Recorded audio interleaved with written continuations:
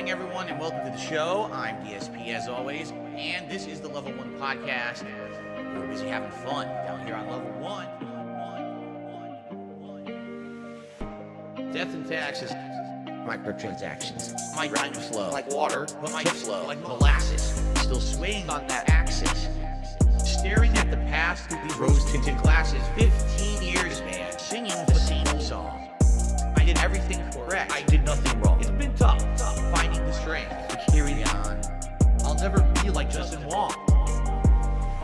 The drama, the bullshit, my trolls, my haters. I'm laying down the law, and I'm putting my foot down. I'm done with it. I'm fucking done with it. The drama, the bullshit. I'm done with it. My trolls, my haters. I'm done with it. I'm just gonna live my life and have fun with it. I'm done with it. I'm fucking done with it. I'm tired of looking like dirt. Put on a crispy shirt. Take some pride in my work. Stop being a jerk. Spend some time with my wife and my son. Stay in my lane. Down here on Level 1. The truth of the matter is, I just want to have fun. I got some baked beans and a hot dog in my bun, basking in the glow of this digital summer sun. Babe, as soon as I met you, I knew you were the one. You're like a bright ray of light on my rainy day fund. So please tip me, because super chats don't help until the end of the month. Okay? The drama, the bullshit, my trolls, my haters. I'm laying down the law, and I'm putting my foot down. I'm done with it. I'm fucking done with it. The drama, the bullshit. I'm done with it. My trolls, my haters. I'm done with it. I'm just gonna live my life and have fun with it. I'm done with it. I'm fucking done with it. I'm tired of looking like dirt. Put on a crispy shirt. Take some pride in my work. Stop being a jerk. Spend some time with my wife and my son. Stay in my lane. Down here on Level 1.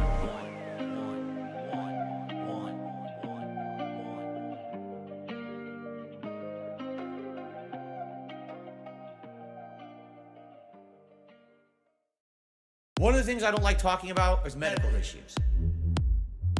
All right? I have a lot of them. Basically, I was gifted a body that has a lot of shortcomings, okay? I don't like to talk about it. I don't want to tell you about all the doctor visits and all the money that I spend on medical shit. It's not worth it. It's a waste of everyone's time, and it's neither here nor there. It has nothing to do with what I do on my stream. But this is just one of the ongoing things that I've had my whole life that I've had to deal with, okay? Now, so here's what happened over the last year. And my back hurts. It creaks like a hinge. I calm my nerves with a drinking binge, dry skin, cracked, bleeding, and oozing. It's not my fault. Lifestyle. I'm choosing greasy skin, smelly demeanor. Every day, I look more like the B-movie creature. I can't say I don't have 20/20. Other kids at school said my head is shaved. Funny. I flare up with persistent gout. Never mind the food we ordered out. My ears throb. Constant infections. Acne doesn't help. My bluish complexion. Don't receive physical activity. No exercise. In a state of captivity. I can't sleep. It's a constant affliction. One more pull for my gambling addiction. My throat's sore from post-nasal drip. I get stressed out when I don't get the tip. Allergies. Slowly thinning hair. I sneeze and I snort. I sway in my chair. Carpal tunnel has my wrist been defined. Depression is still the back of my neck, the back of my head, the back of my mind. My input job, reflexes, delayed, playing the lag, not the moves I made.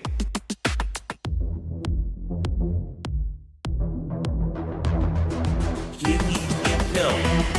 I'm dark inside the pill. Leave my dad, my aunt should be apologetic for giving me effective techniques who give me a pill. I'm dark side pill. Leave me here. I just want to chill. My mom, my dad, my aunt should be apologetic for giving me effective techniques. Give me a pill. I'm dark side pill. Leave me here. I just want to chill. My mom, my dad, my aunt should be apologetic for giving me effective techniques. Give me a pill. I'm dark side pill. Leave me here. I just want to chill. My mom, my dad, my aunt should be apologetic for giving me effective techniques. Let me speak to the people, Nerevar! Let me speak! No one's stopping you. They need to hear this. They need to hear this! One take.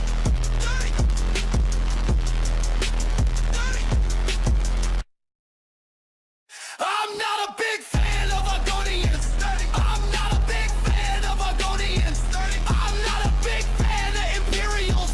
I'm not a big fan of the fucking lizards. Not a big fan, not a big fan of the farm tools. I'm not a big fan of the Bosma. Not a big fan of the Outlanders. Not a big fan of the Outlanders. Not a big fan of Imperials. Not a big fan of the Red Guards. Not a big fan of the Red Guards. Not a big fan of the False Guards. Not a big fan of the False Guards. Not a big fan, not a big fan, not a big fan, not a big fan, not a big fan. Argonians, fuck Argonians. Not a big fan, not a big fan, not a big fan, not a big fan. Fuck Imperials. Fuck the Emperor. Fuck the Altmer. Fuck the Mages Guild. Fuck the Fighters Guild.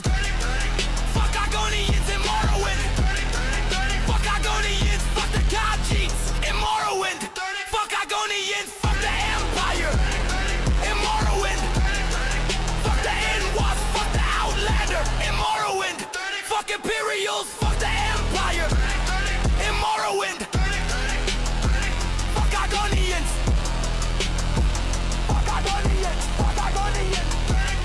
In Morrowind. Fuck Argonians. Get the fuck out of Baltimore, you skooma smoking swit.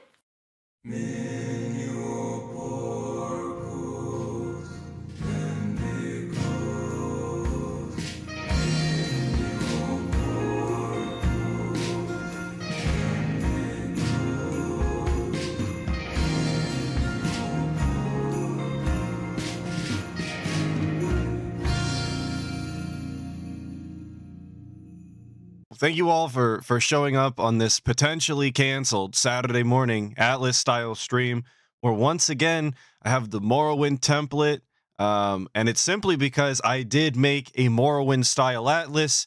I'm very clearly a Dunmer. I don't want to hear any sort of NWA talk from any of you other bestial style races, you farm tools. I don't want to hear it. I got my Colovian cap on, and that is the only reason I played that song again. I mean, it does go hard. It is an absolute banger, but I only played it to remind you all of the Colovian cap, which has been long since missing since Morrowind. So I hope you all enjoyed that song. Absolute banger. Snow did not actually get canceled this morning. I did go out. I did wake up. Star. I have prepared a place for you. I did wake up at 3 a.m. and I did go salt some walks, which was very cool. And then it's supposed to continue to snow later today and into the evening, and then through tomorrow morning, and then through tomorrow afternoon. So we'll be out there again. It'll be fine. I'm not looking forward to it, but I'm here now, and that's what's important.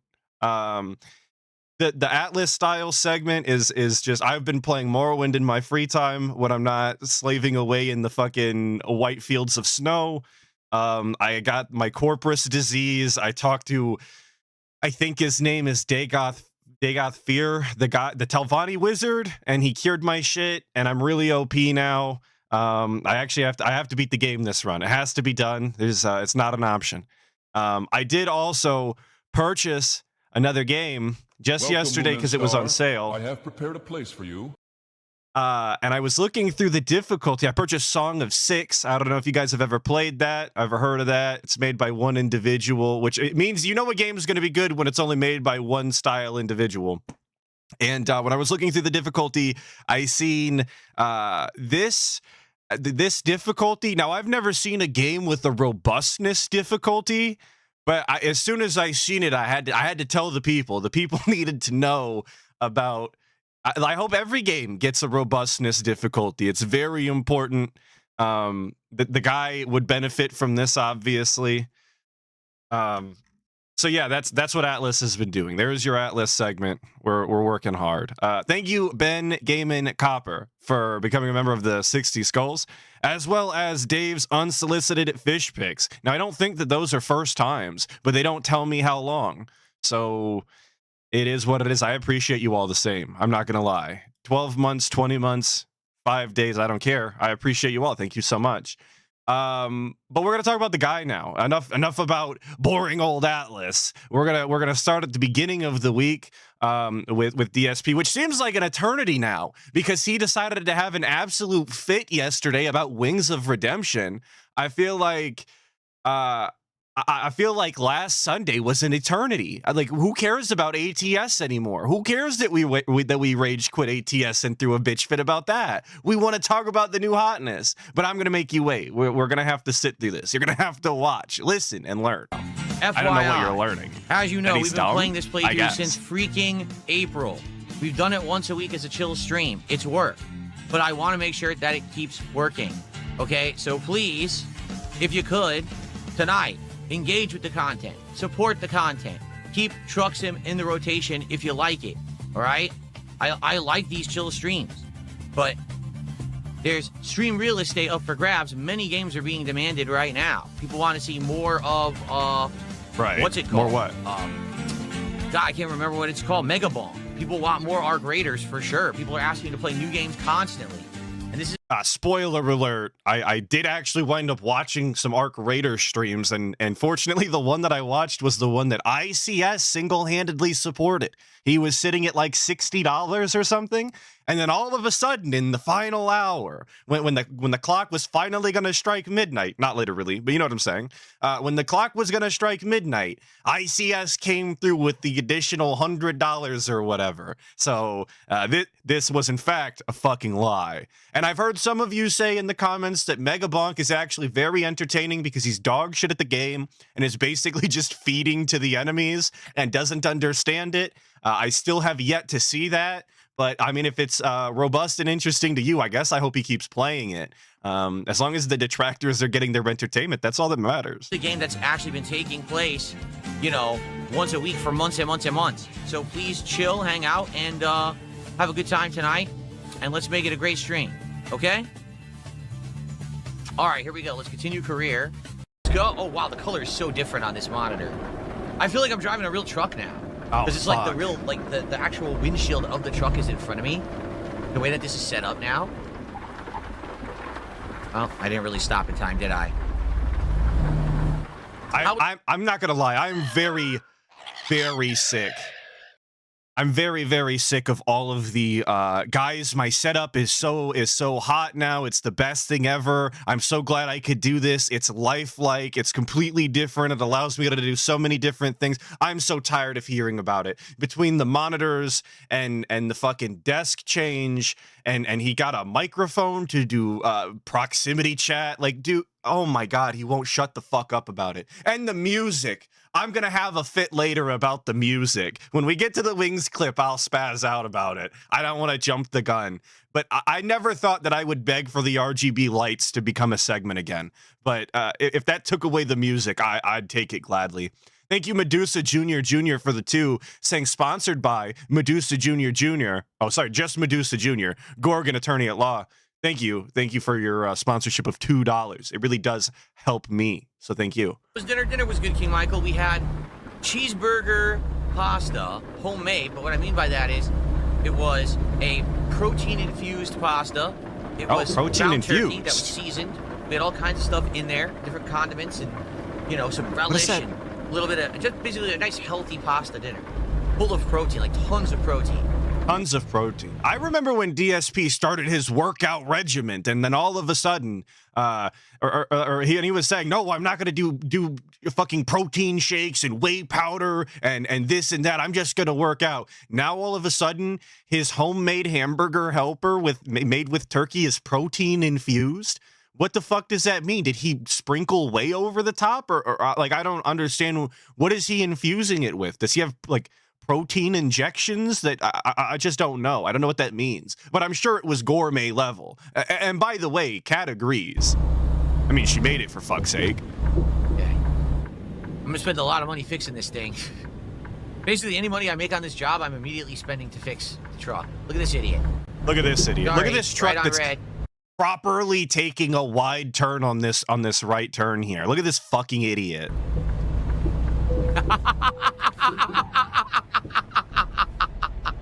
Right on red, here we go. Come on, out of the way. You can hear his engine churning. It won't turn I'm not over. even stuck. If you look at my rear view right here, I'm not even stuck, see? There we go. Like, I'm not stuck on that. Go. Get out of here. And that's how little he cares about this game right now, by the way, is that he's just crashing into shit, not stepping on his brakes in time, cutting people off, just destroying his truck, and not even understanding that it's actually not starting anymore because it's so fucked up. It's all just jokes. So who wants to play the game properly, you know? Some way that would be outstanding. If you happen to be watching on the YouTube side, you could do a super chat. You could become a member of the channel if you're not yet. You could also give memberships to your fellow viewer. That's always a good thing to do because 'tis the season to give to your fellow viewer, of course. If you're on Kick, you could send some kicks my way, or you could become a subscriber or give some subscriptions to your fellow viewer as well. Or no matter where you're watching, you can tip. If you type exclamation point tip in the chat. Yeah, begging. Thank you for calling it out in chat. I was just about to say, this is begging, by the way. I know this week we threatened to bring back the beg, which I want to say I have a clip of. Maybe I don't. But we threatened to bring back the beg. We're doing it again. We are basically back to what we were at before, where we just haven't re-implemented the goal as harshly, but it's still there. The arbitrary style goal is still there. Man will pop up to do that, or if you're watching on demand on YouTube, just check the description of any recent video. You should find that link where you can actually tip if you would so like to. And so thank you guys very, very much for any support tonight. He didn't even check for traffic. Like I said, I really enjoyed having this game as part of the schedule. He didn't turn his camera at all. Here? I think we can do it right here. I think this Peterbilt is a mechanic. Yo, shout out Peterbilt. I really enjoyed having this the game song in by the Cemetery, of course. For the last, 6, 7, 8 months it's been since April we started he playing said it, I believe. he said the numbers, the funny numbers. And so, I want to keep stuff in the rotation that people want. And, you've shown through your attendance, engagement, and support that you've wanted this for quite some time. And I do, oh, God. You wanted this. You! Yikes, watch how much this is going to be. I knew it. We basically, all the money we just made, we now have to spend to fix the truck, so it was a complete waste of time. Bro only made $5,700 on a job? What kind of broke-ass jobs is he taking? Okay. Now, I honestly don't know how he decides what jobs he is and isn't going to take in this game, but the very clear and obvious way to do it is to sort by pay per mile. If you organize your jobs by anything else, and as a pro fucking ATS player, okay, guys, I went to nationals for this. I'm lying. As a pro ATS player, sorting by anything by price per mile is fucking stupid. You're getting scammed. Anyway, yeah. So if you like Truck Sim, please support it in some way, and thank you to those who do. Okay. 80 cents per mile. Well, guys, I don't know. Like I said, it sure seems to me like you guys are dead now. What happened? We were having a good time. The whole first hour, I'd say, was happening. All of a sudden, you guys have completely quieted up. No one's even tagging me in the chat anymore. So, you know, it's like I told you guys, all right? This is a game that I've enjoyed doing because it was something different. It was outside of my comfort zone.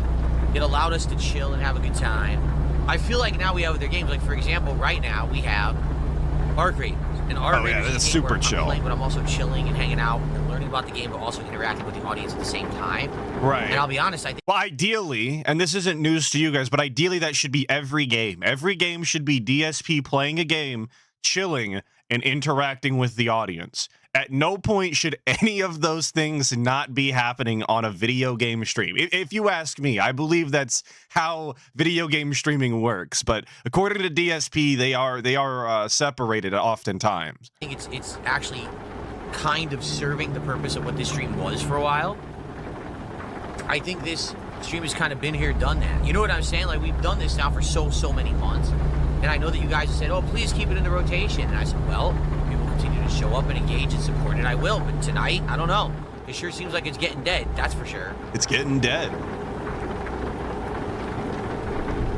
Did I trade the game Star Trucker? No, I've never heard of it. It's like Truck Sim in space. Oh, no. Definitely haven't tried that.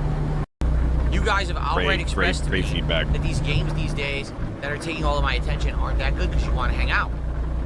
Right? Most of the games that I've been playing recently where it's about me being intensely focused on the game, you haven't liked. Wait, look what happened with Mario Kart. Look what happened with Sonic Racing Cross Worlds. Right? Two games where you have to pay attention to the racing. But this is a lack of skill, though. I still don't understand how he isn't getting this through his skull. Like, not being able to interact with your audience while playing video games is just a lack of skill. You should be able to go around a Mario Kart track and not have to look at the track every single second and read a chat or two.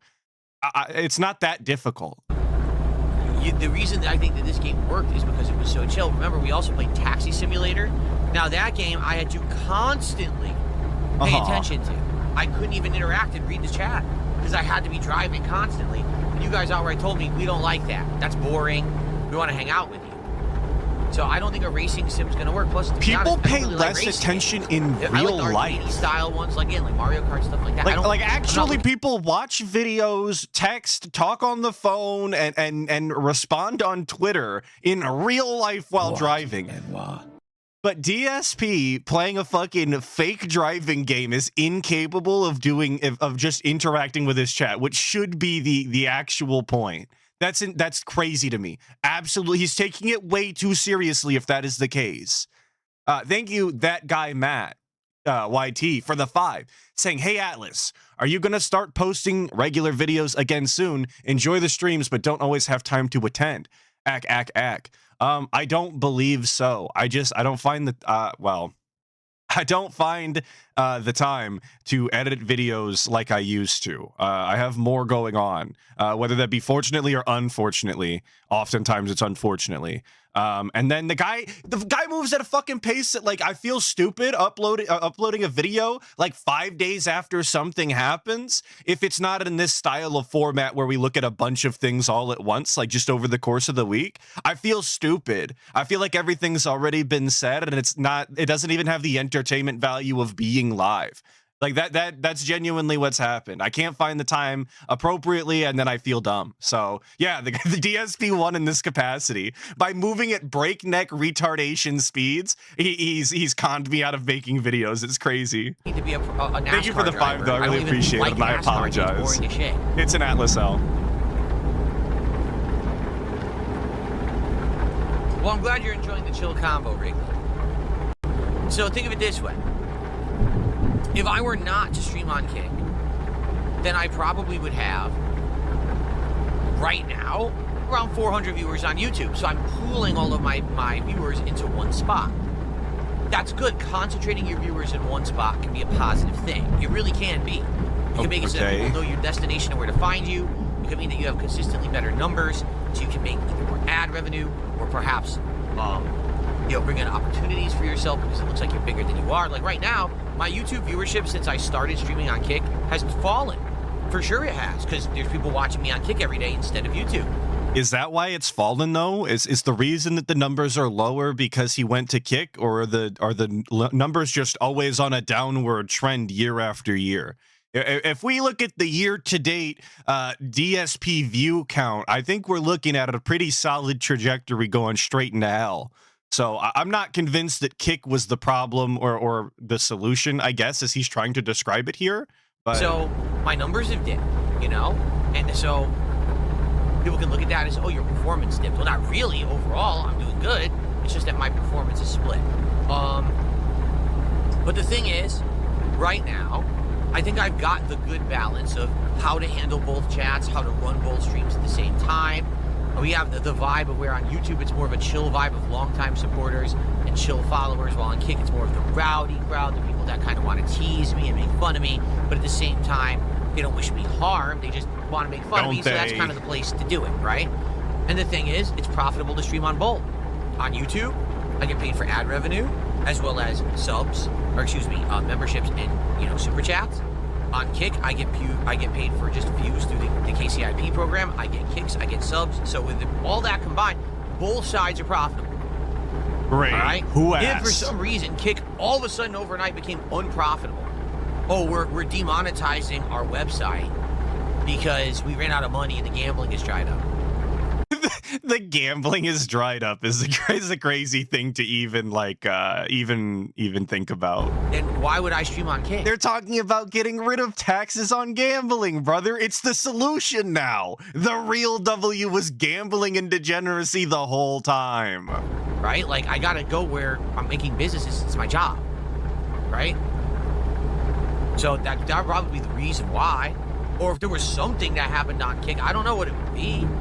Because I don't do anything on Kick that would warrant any kind of problems or trouble. I don't do that kind of content. This is also just going to show you that it was never about reaching a broader audience. This was not about splaying his content out on in a wider form in case something happens on YouTube. He has already got like a built-in audience here or there that he could go to as a fallback plan because he hates YouTube. It was never about any of that. It was always about making more money elsewhere. If we could make $30 on a stream over here and then $5 over there, we've got $35 instead of $30. And that's enough for DSP. For the minimal amount of work that it takes to go over to Kick, the extra $5 was worth it for him. It was never about the fans or the viewers. And I'm not saying that's the worst thing ever, but what I am saying is I wouldn't say it like that. It's a little too transparent. It's bad optics. At the end of the day, when people already think that you're some greedy, money-grubbing, individual, I just don't think you should be saying these things aloud. What are some things that have made me leave sites before? Like the first time that I left Twitch, the reason was very matter of fact. I couldn't stream at a quality that was good enough to do a good stream. They limited my stream quality to so low that the games were advancing with visuals and I couldn't stream a good quality anymore. And they came to my stream and complained that I was streaming at too high of a quality. I'm like, are you looking at my stream? Well, everyone, we're coming down to the end of our Truck Sim stream. Coming down to it, boys. Where's the money at? And I hope that you guys have enjoyed it. I'm gonna be honest. Here. Maybe our last. I felt like tonight, the whole first hour was great. The second hour, people didn't really have much to talk about. And I'm going to be honest, yeah, the engagement and support have dwindled a lot on these streams. You know, maybe it's because we didn't play it for 2 weeks. I think this is the best one with the setup. Veering off the road really bad here, all over the shoulder. The face cam now. I'm able to actually read your chats, but I'll be honest, I'm feeling a vibe that we should move on and do other stuff. I'm feeling a vibe. I don't know about you guys, but it just doesn't vibes sound are like off how tonight. it used to be. Like, it used to be this big thing we would do every week. It was a big group hangout. But I feel like we have other things we're doing now that feel like group hangouts. Like I said, the Arc Raider streams seem to have taken over for that kind of feeling. Once again, I want to remind you that the Arc Raider streams have not really taken over and had to be saved by ICS, who was very quickly banned afterwards and then talked about on the pre-stream so that he could get his attention, but we'll move on. For me anyway, like I feel like I'm having a lot more fun with Arc Raiders than I am with this game for sure. I feel like this game has pretty much run its course.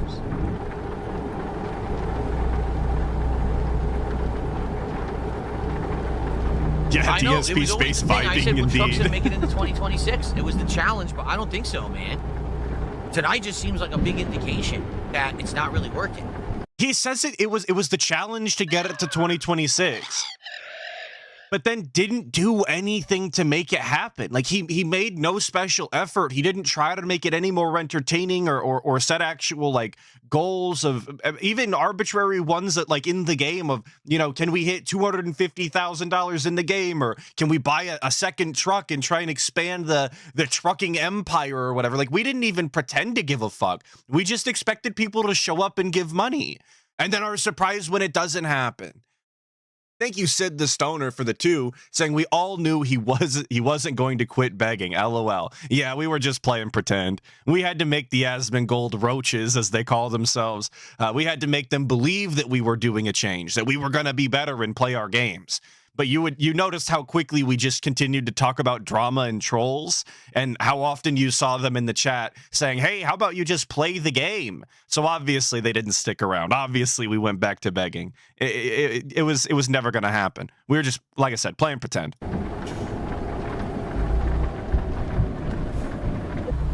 And Penitent Sin pointing out there's no laws with, you know, with claws. Are we even drinking on this stream? I genuinely forgot about that gimmick at all. I haven't seen him take a single sip.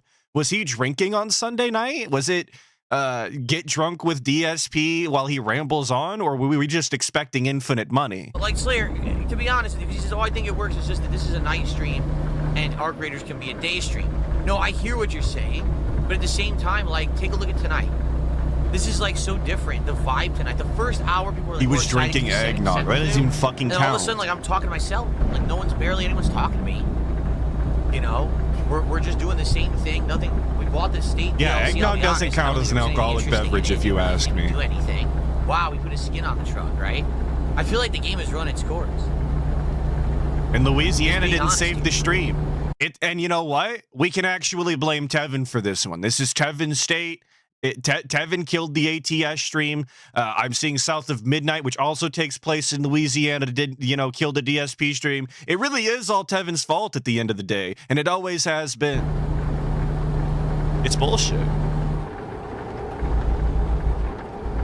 And again, you got to understand that there's so many games right now that are vying for my attention. We got to finish Mario Odyssey 2. Mario Galaxy 2, right? I mean, we don't have to. Continue on with Mega Bonk, which we only played one night, and people want to see more. They've outright said, we want more Mega Bonk. Please play it again. Arc Raiders is doing well right now.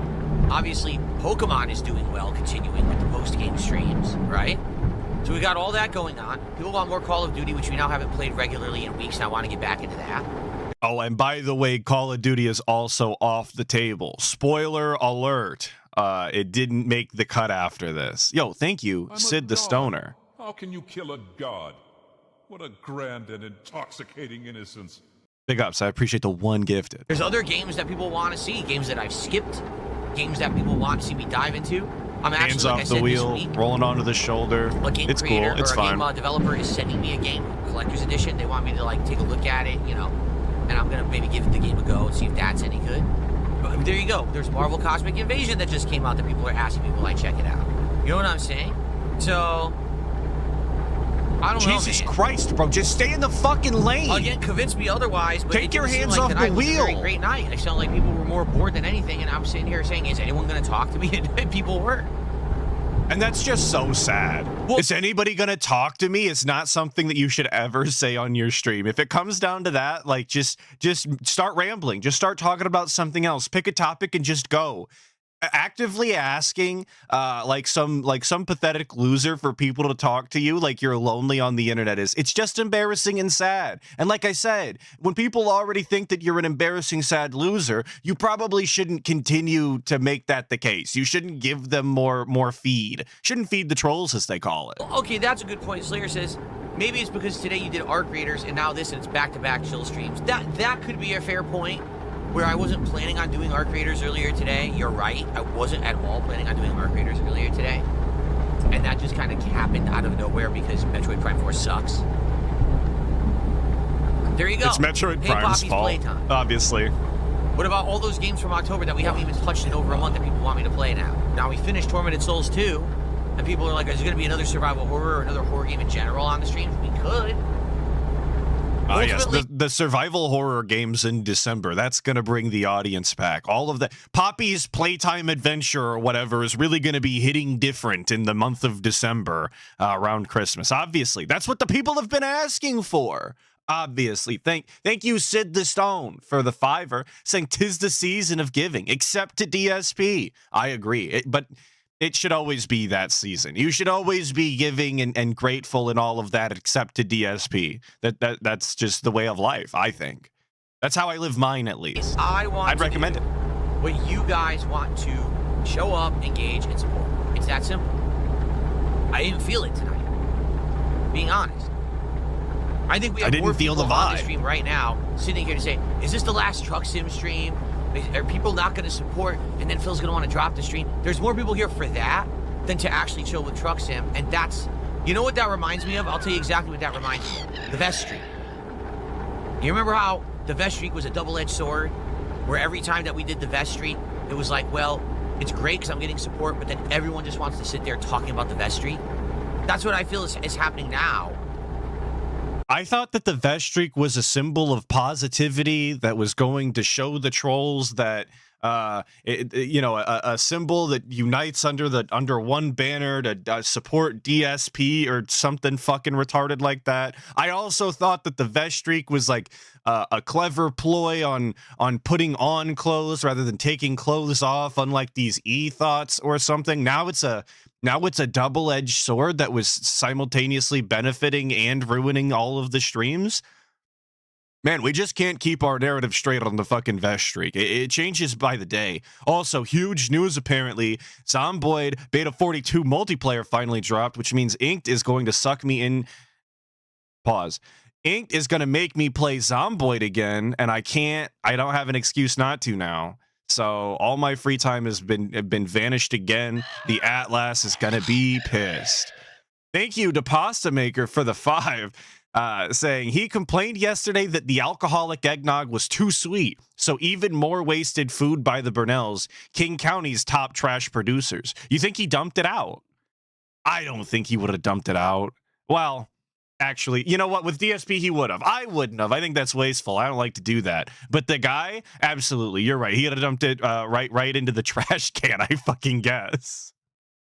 It makes more sense to go down the garbage disposal, but I like the idea of him dumping it in the trash. With Truck Sim, that people are coming to say, well, thank you for the 5, will it the live to Pasta 2026? Maker. And then, you know, we stream and we have a good time or whatever.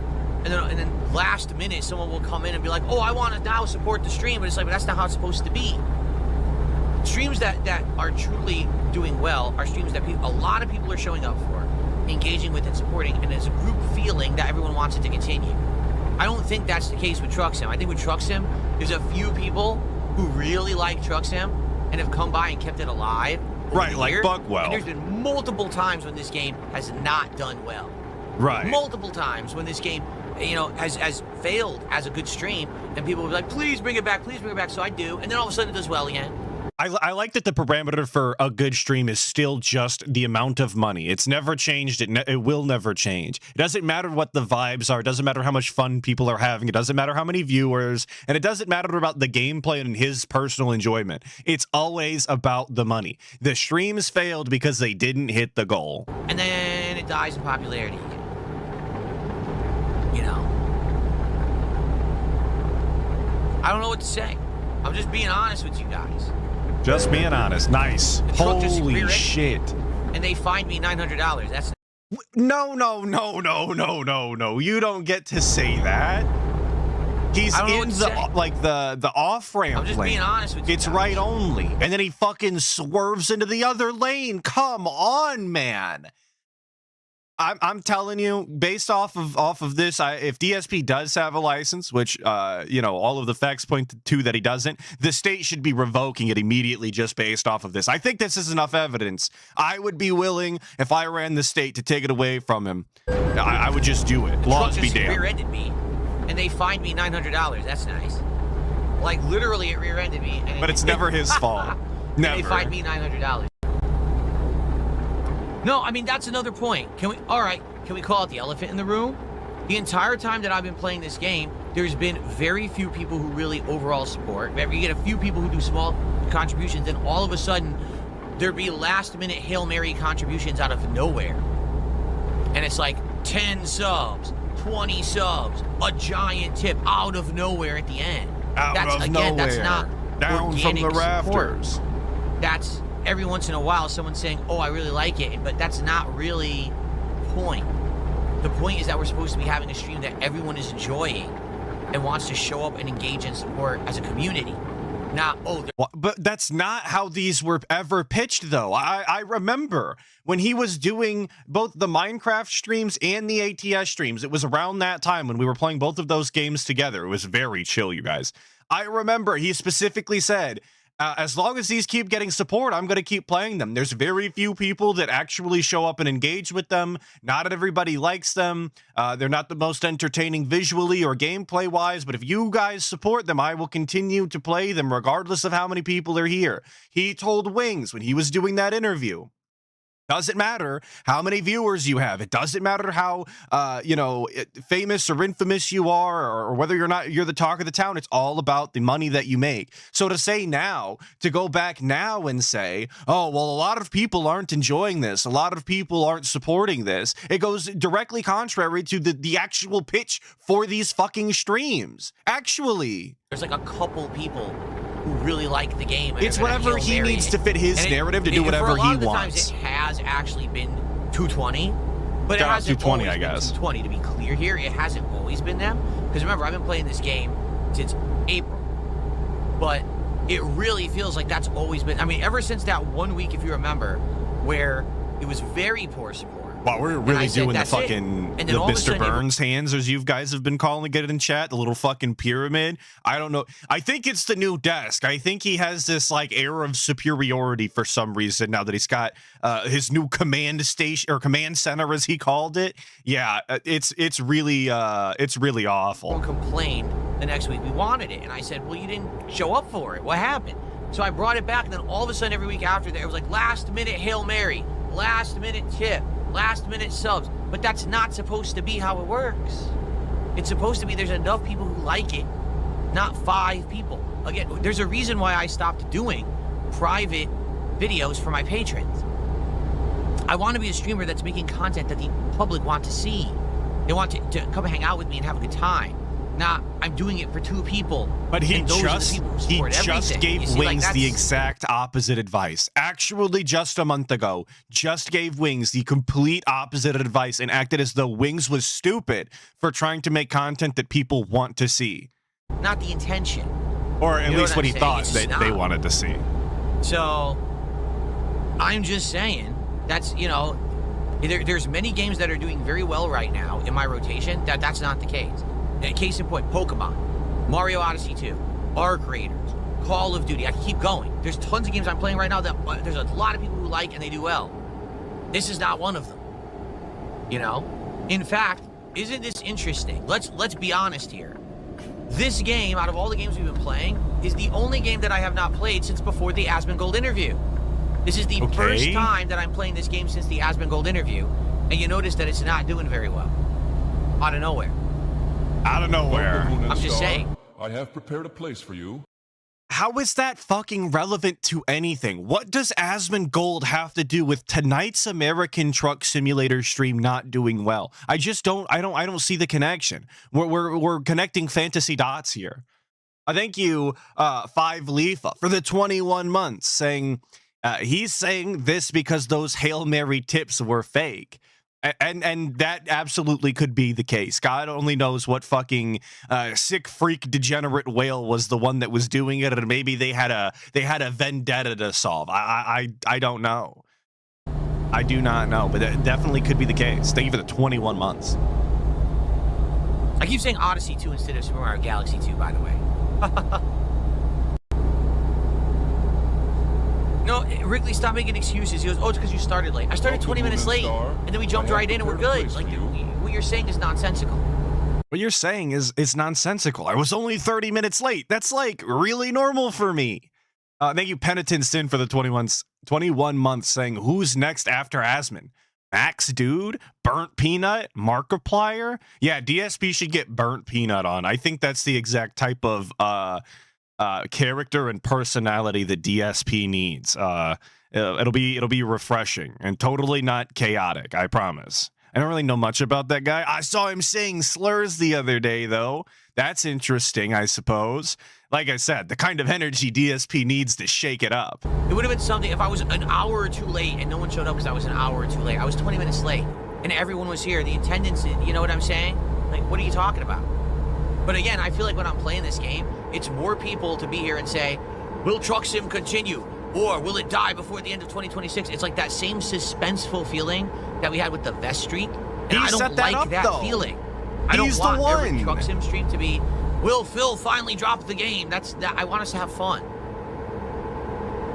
He's the one that set that stupid fucking goal and put it on the line. He's the one that made it suspenseful. If he would have just continued to have played it when it made the money, then none of this would have been an issue. He wouldn't be able to use that as an excuse. The entire last half hour we've been talking about this instead of chill topics. I think this is my point that is being proven here. No? Anyway, thank you to Ray Rays. Ray Rays has gifted a membership. Thank you so much, Ray Rays. So they got 20 subs on Kick right now. I would say thank you and I'd be grateful. 100%. But that's the point I'm making. It shouldn't be like that. It shouldn't be, oh, it's the end of the Truck Sim, or excuse me, it's the end of the American Truck Sim stream. Oh, we had to get the American in there. Let's now drop a Hail Mary and Phil, hits an arbitrary number of support, and now we do it again next week. That's not the point of the stream. And why did you make it that way? Why did you make every stream that if you didn't want it to feel that way? I don't understand. He set up the parameters. This was nobody else's doing other than his own. Stream. That's not what I'm here for. No, Scotty Joey didn't get there yet. I will wait for the clip then.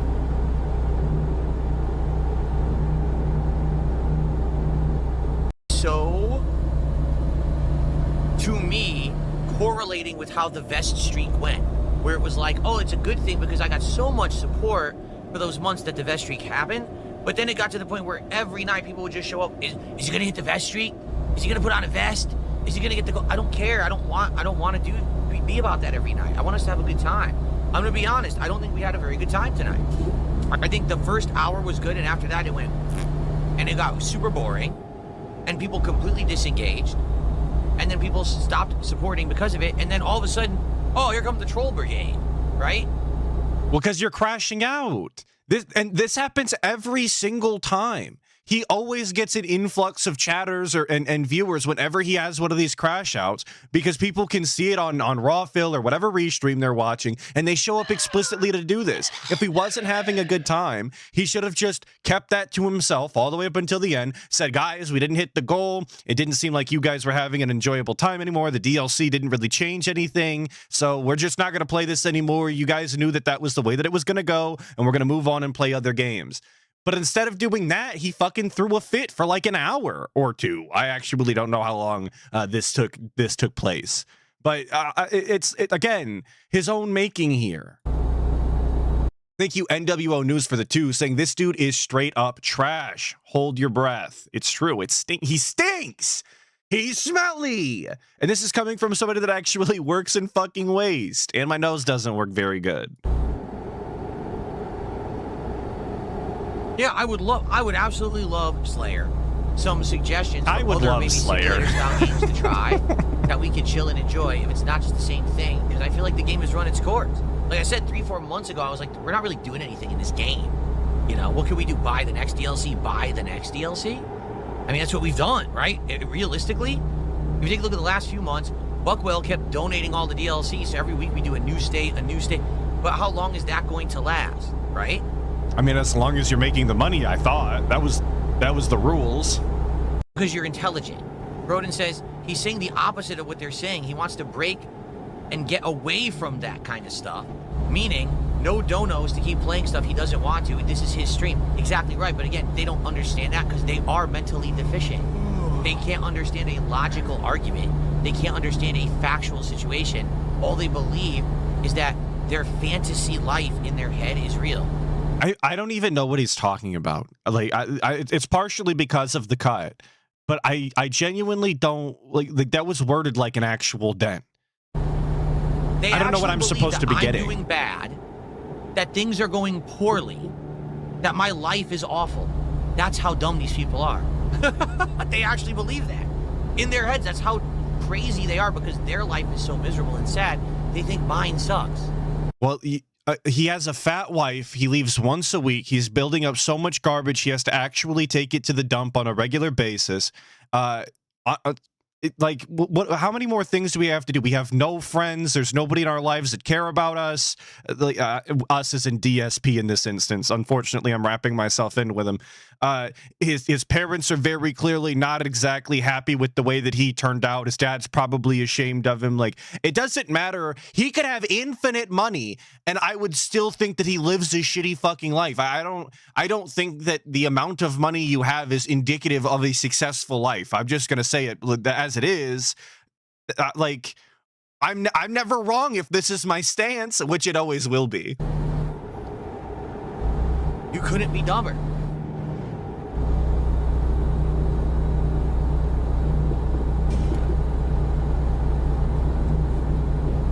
He is the ideal consumer. It's true. The Overlord's ideal vision of a consumer. Right. And he's happy being it. This is So what he overall, lives it wasn't for. a bad stream or anything. It's just, Welcome, you know, Morning Star. I have I'm prepared a tired place for and you. people aren't showing up for it. Oh shit, 2 actual years from Sweet Papa Stovepipe? Hell yeah, dude. Saying big ups, chat and Atlas. Happy 2 years, lad. It's amazing seeing the guy crash out over fucking Wingo. LMAO. It's true. We'll get there in time. But big ups for the 2 years. I think that's the first one. And people are not engaging positively with it anymore. It's people showing up to see, hey, can Phil make money on the stream tonight? Well, that's not what the stream's supposed to be. So I'm tired of doing it. All right. All right. So here's the deal.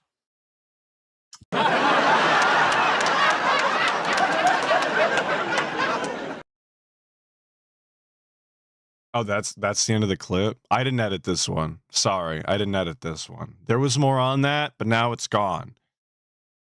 I guess I should have checked beforehand. Anyway, so ATS is out, and that was followed immediately the next day with a recap of the day prior, as it always is. So on Sunday, not only did we rage quit Metroid Prime 4 because nobody was giving him money, but we also quit, as you saw, ATS on the night stream, which of course didn't hit the goal, hence the laugh track. So this was the following day recap where we, I guess, spurred out at the trolls for not hitting the goal, if my memory serves. Like I said, time in the DSP Snortex is both very, very quick and also incredibly fucking slow. So we'll see how my memory serves. The second game that we are now completed playing is Metroid. Oh yeah, Tormented Souls 2 ended. I forgot to mention before this. He was talking about Tormented Souls 2 being over. He beat the game. He said he liked it. And that's one more game off of his schedule that he's no longer playing, which is important to keep in mind because we're going to be taking a lot of the games off of the schedule that we were playing. Tormented Souls, ATS, Metroid Prime, Call of Duty. And like I say, it's important to remember because he's going to pretend to be busy in the Wings clip. So just keep all of that in mind. All of the games we were playing are basically out the door. Thank you, Blue Eyes, White Karen C. I don't see the full name. Thank you for the 2 saying sponsored by Urban Style Individual. Well, thank you, Urban Style Individual, for sponsoring this stream for the $2. Metroid Prime 4 Beyond. Oh, Blue Eyes White Karen card. Thank you. You might say, what? It just came out. You just started it on Sunday. Well, what happened? Well, let's talk, okay? So here's what happened. We played it on Sunday. Excuse me, we played it on Saturday. And we were chilling and trying to enjoy it. And immediately as the game starts, you notice the graphics are great and the music is great. But why are we dropping into a war zone? Why does it feel like we're Master Chief and we're coming in to save the day?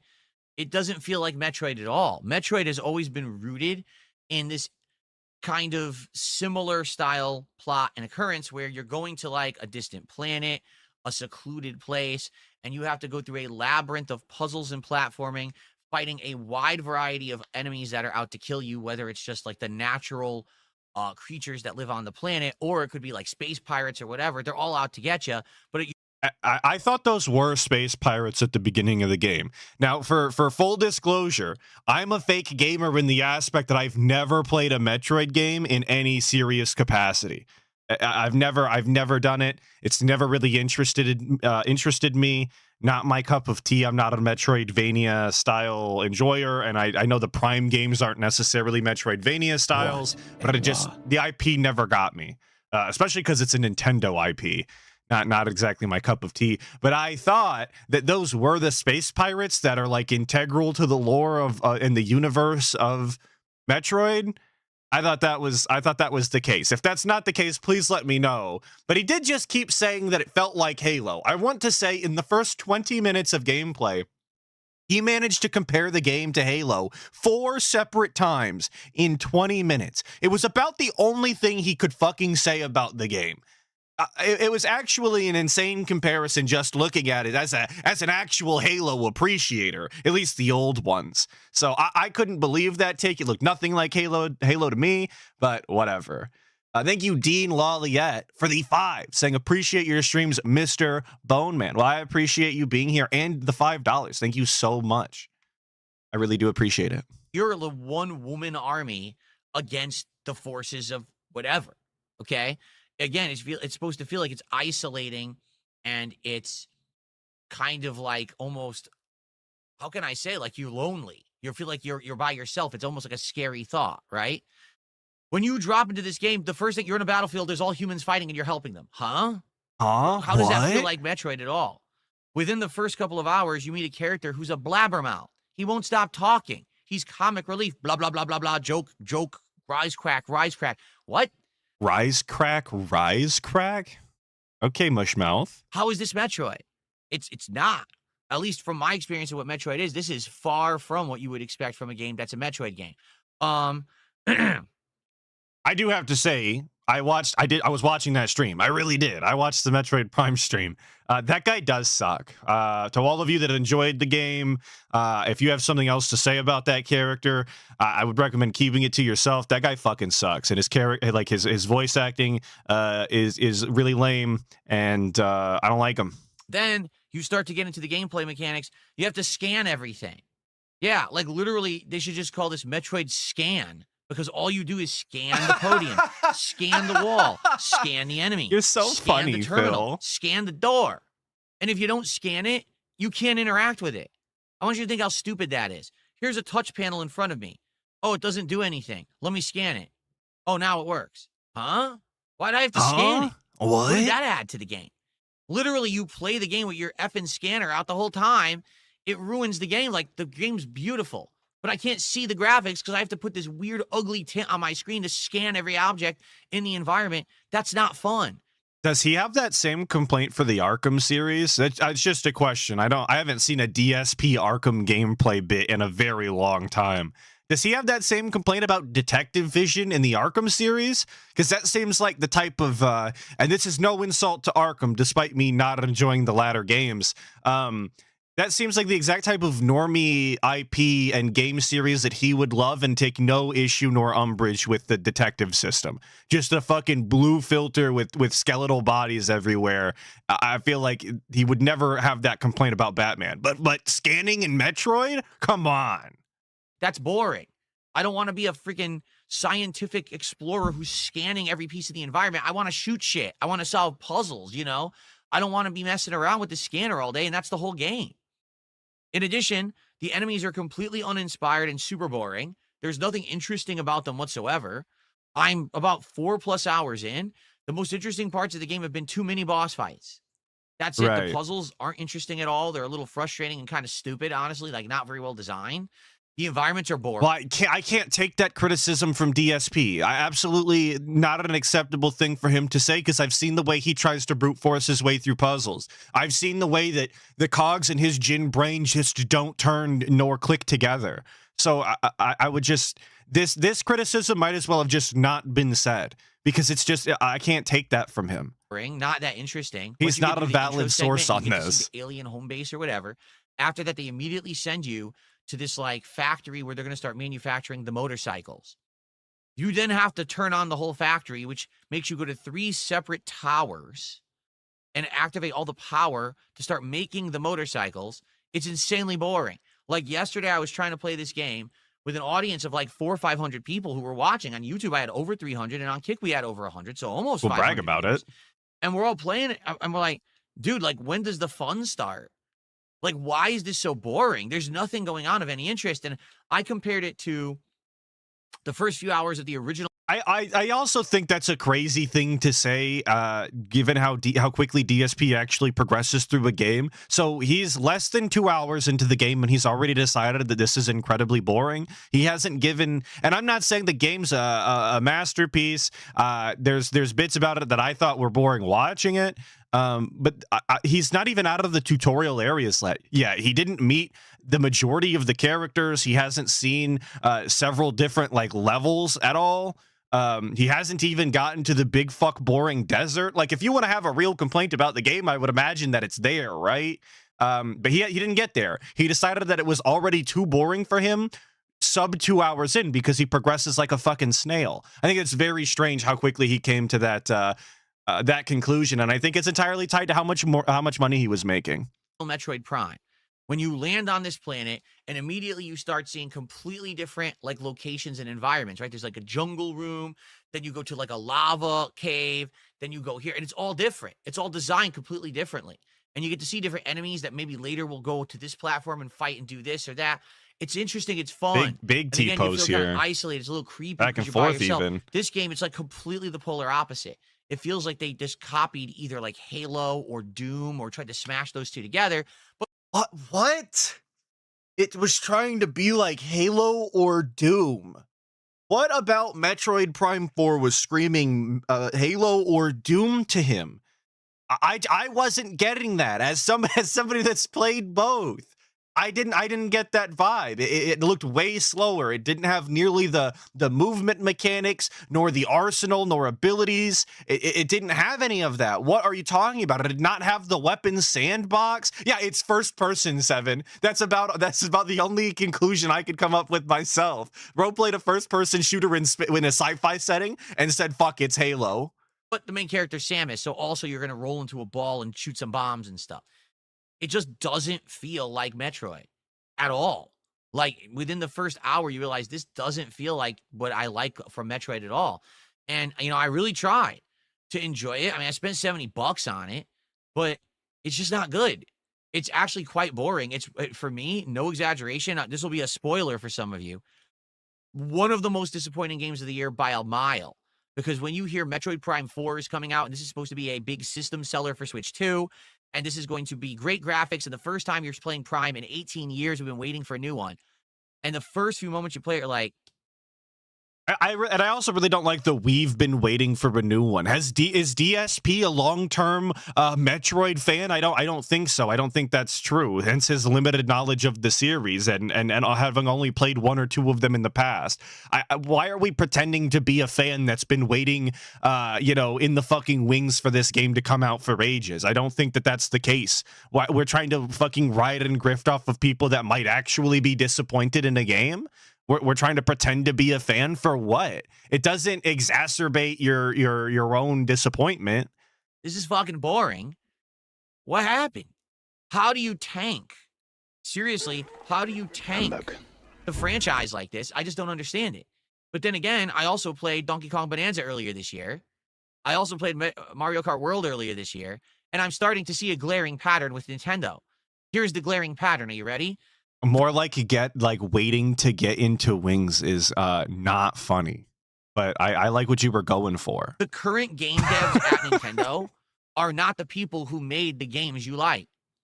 Those games of classic Donkey Kong, Mario Kart, and Metroid Prime were made by different people 20 years ago.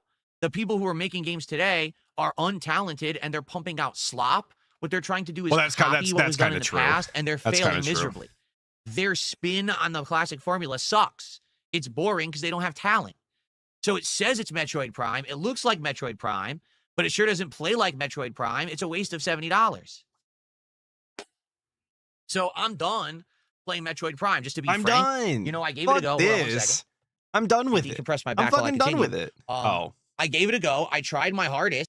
He looks so fucking stupid doing this. We got to decompress our back, guys. Let me just be half in, half out of fucking frame. When we just redid our entire setup, by the way, and we're still hitting this position. This is still what we're doing. I wonder if we would have had to have done this had we bought an actual chair instead of another fucking gaming chair. I wonder the world we could have lived in. To enjoy it, it's just not very enjoyable. It's quite boring, and I'm not going to play something that's boring everyone on the stream. Like, literally everyone's like, oh my God, we have to go through a whole playthrough of this. I'm like, no, we don't. It's not like it used to be. I'm not locked into and committing to play every game. We don't have to fully play every game anymore. We can do whatever we want. Let's select games that are going to work. Okay? So, no, we're done with Metroid Prime 4. We played it for about 4 hours. The game is insanely boring. I'm not wasting any more time on it. I'm done with it. And that was his fault, by the way. He's literally just walking back and forth in the game, holding down the shoot button and not being able to hit enemies on a regular basis.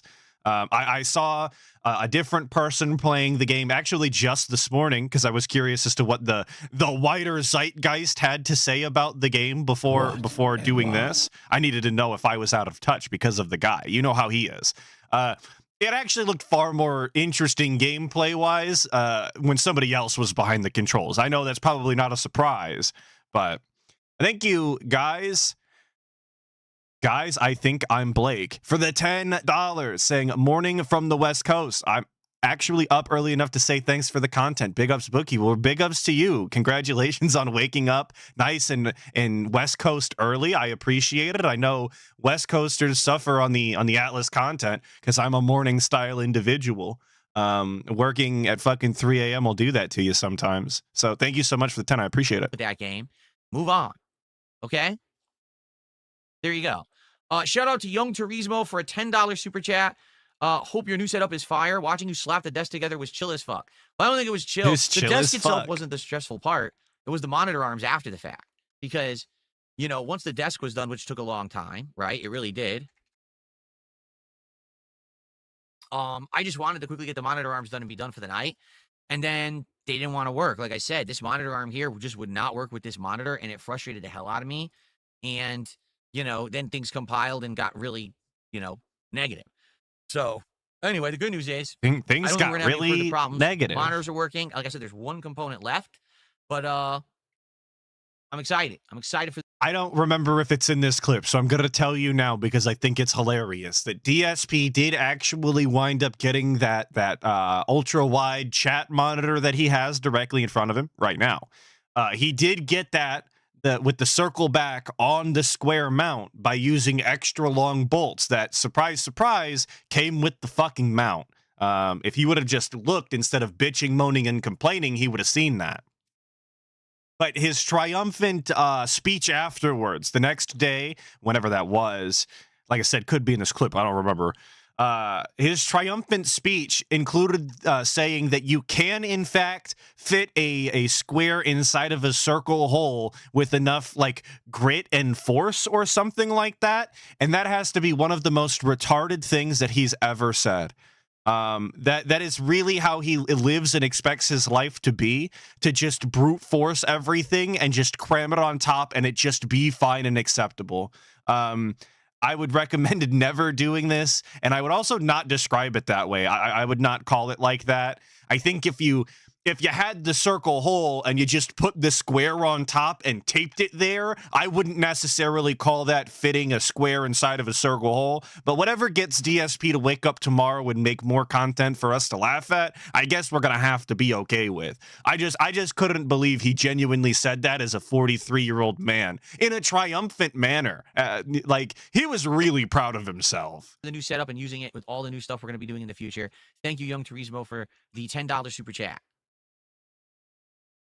Big sip. Thank you, Gran Turismo, for complimenting us. Okay.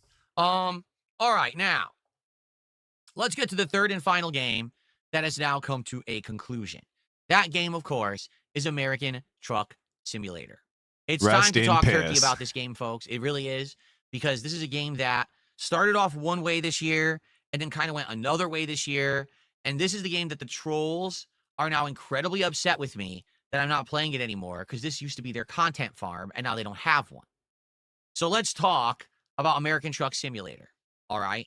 Okay. Much earlier this year, before a bunch of hot new games came out, we were looking for new kinds of content to do on the streams. Excuse me. And we were I actually like that we have to get the full lore rundown on American Truck Simulator. It can't just be it didn't hit the goal, we're moving on, the trolls are pissed, ack. We need the full history breakdown, folks. It is time for Professor Phil Burnell to tell you all about the lore. exploring It's absolutely vital. different things like Lego nights and random chill stream nights or whatever it may be, right? And one of the games that was suggested to me was, hey, why don't you do like a driving game? And I was like, well, I'm not very good at driving, nor do I really partake in driving games that much.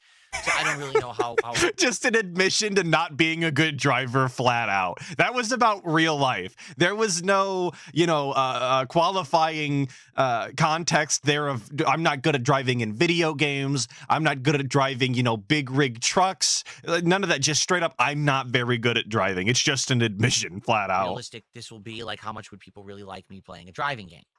And it was eventually suggested that American Truck Simulator be the game that I try if I'm going to try some kind of a driving game. All right. So I tried it.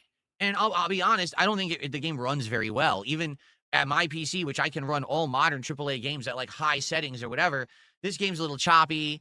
The detail in the world isn't that great.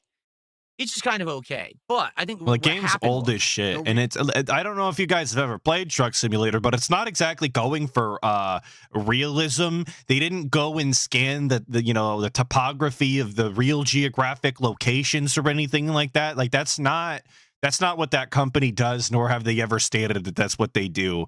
And the game runs fine. I've never had an issue running it, and I've run on hardware far inferior to DSP's super nuclear fucking reactor or whatever he purchased off of Amazon with his space case. The real appeal of seeing me play Truck Sim was seeing me try to drive and or do one of these jobs while interacting with the audience. Because to be honest, once you get on he thought the game was choppy because he was driving on the shoulder and it was shaking to shit. That's probably what it was, Paul Turner. highway, you could just turn on The cruise rumble control, strips were killing and him. you could just coast across the country. And while you're doing that driving, we could chill and talk, right? It's good. So, I had a great time with Truck Sim for a few months there. And, it actually did so well where people were showing up and engaging and supporting the Truck Sim stream so much that I said, hey, if you guys keep supporting at this level, I'll invest. I'll buy a wheel and I'll buy a stick shift and pedals, and we can actually really sim this thing. Now, of course, it was We insanely can really bootleg because sim my this setup thing. sucked. I didn't even have a real desk to put those accessories on. So it was really like half-assed, but hey, you guys liked it. You liked the fact that I put my I thought we were really simming it. Mind you, we bought a wheel, pedals, and stick shift, and then drove the rig, if you will. We drove the rig in automatic. We bought a stick shift and then drove it in automatic anyway. I don't know about you guys, but I've never been in a semi that was an automatic, and I've been in a couple of semis in my life, more than two handfuls, I would say. money where my mouth was. You guys supported the streams, so I bought all that stuff. When I mean, play that thing was over ATS, I use a $300, stick that shift. set. Come on, guys. It's bullshit. And so the streams got better and better, I feel. Then we said, hey, let's start having drinks. I'll start drinking alcoholic seltzers. I'll start having alcoholic ciders. I'll have eggnog, right? So I get a little buzzed or a little tipsy when I'm playing. And people like the fact that I answer a whole bunch of questions about pretty much whatever when I'm playing Truck Sim. So for my longtime viewers and fans, the Truck Sim are streams auto. became this like, Yeah, okay. To be fair, I hear that about new trucks. My company doesn't have new trucks. Okay, we're tanking it out with some old rigs. Okay, my bad. I was being old rig supremacist over here. My bad. hangout session. I where they forgot can about kinda be like, the new bloods. enjoying my company, having great conversation and silly fun. Every once in a while, I'd wreck and it would be hilarious. It worked. Yeah, it was And I so would argue funny, that this DSP. I worked was very acting all the well way to over the bank. summer. Again, a time period when there's just not a lot of games out, and therefore, because I'm looking for things to balance with the schedule to do fun stuff, Truck Sim worked absolutely perfectly. Okay, but around the end of the summer, early fall, Oh shit, all guys. of a sudden, Unrelated to the guy, there's a small aircraft advisory in my area. Holy shit. If you guys are flying planes in the local area, I would recommend touching down soon. It's probably not safe out there. I'm trying to keep you safe. My bad. a whole bunch of games A started little coming out. detour from the Now, guy. I'm finding it hard to start juggling all the stuff that I used to do. And yeah, I'll be honest, looking at a game like Truck Sim, I'm eyeballing it. I'm like, at first it was fun, but now it's more of the same. And then what happened was people started saying, well, listen, Welcome, Moon keep and Truck Sim, Star. I'll donate. I have It was prepared a Buckwell place who for came you. by, the viewer, and said, hey, I'll donate all the DLCs, and I'll donate all the skins for the truck, and I'll donate this, and I'll donate that, and I'll show you how to mod the game so now you can have real life businesses in it. So it kept it fresh. Yeah, that was super vital. I absolutely needed to see the Walmart logo in my game at all times, because it's not enough that I'm advertised to in real life and that the logos are plastered everywhere and everyone is constantly trying to shove their franchise in my face. I need it in my video games too. It's an absolute must. Well, I mean, what would a video game be if I didn't have fucking commercials in it? How cool is that? I thank you, Adam Corona, for the 7 months, saying, I used American Truck Sim as my therapy session, but since the Asmongoids didn't give me money, I think the game was always bad. Well, I agree. It's all about the money, always has been, brother. That only makes sense. You're clearly not a businessman if you're saying this sarcastically. Thank you, Adam Corona, for the 7 months. Absolutely. It kept it fresh. It kept it interesting.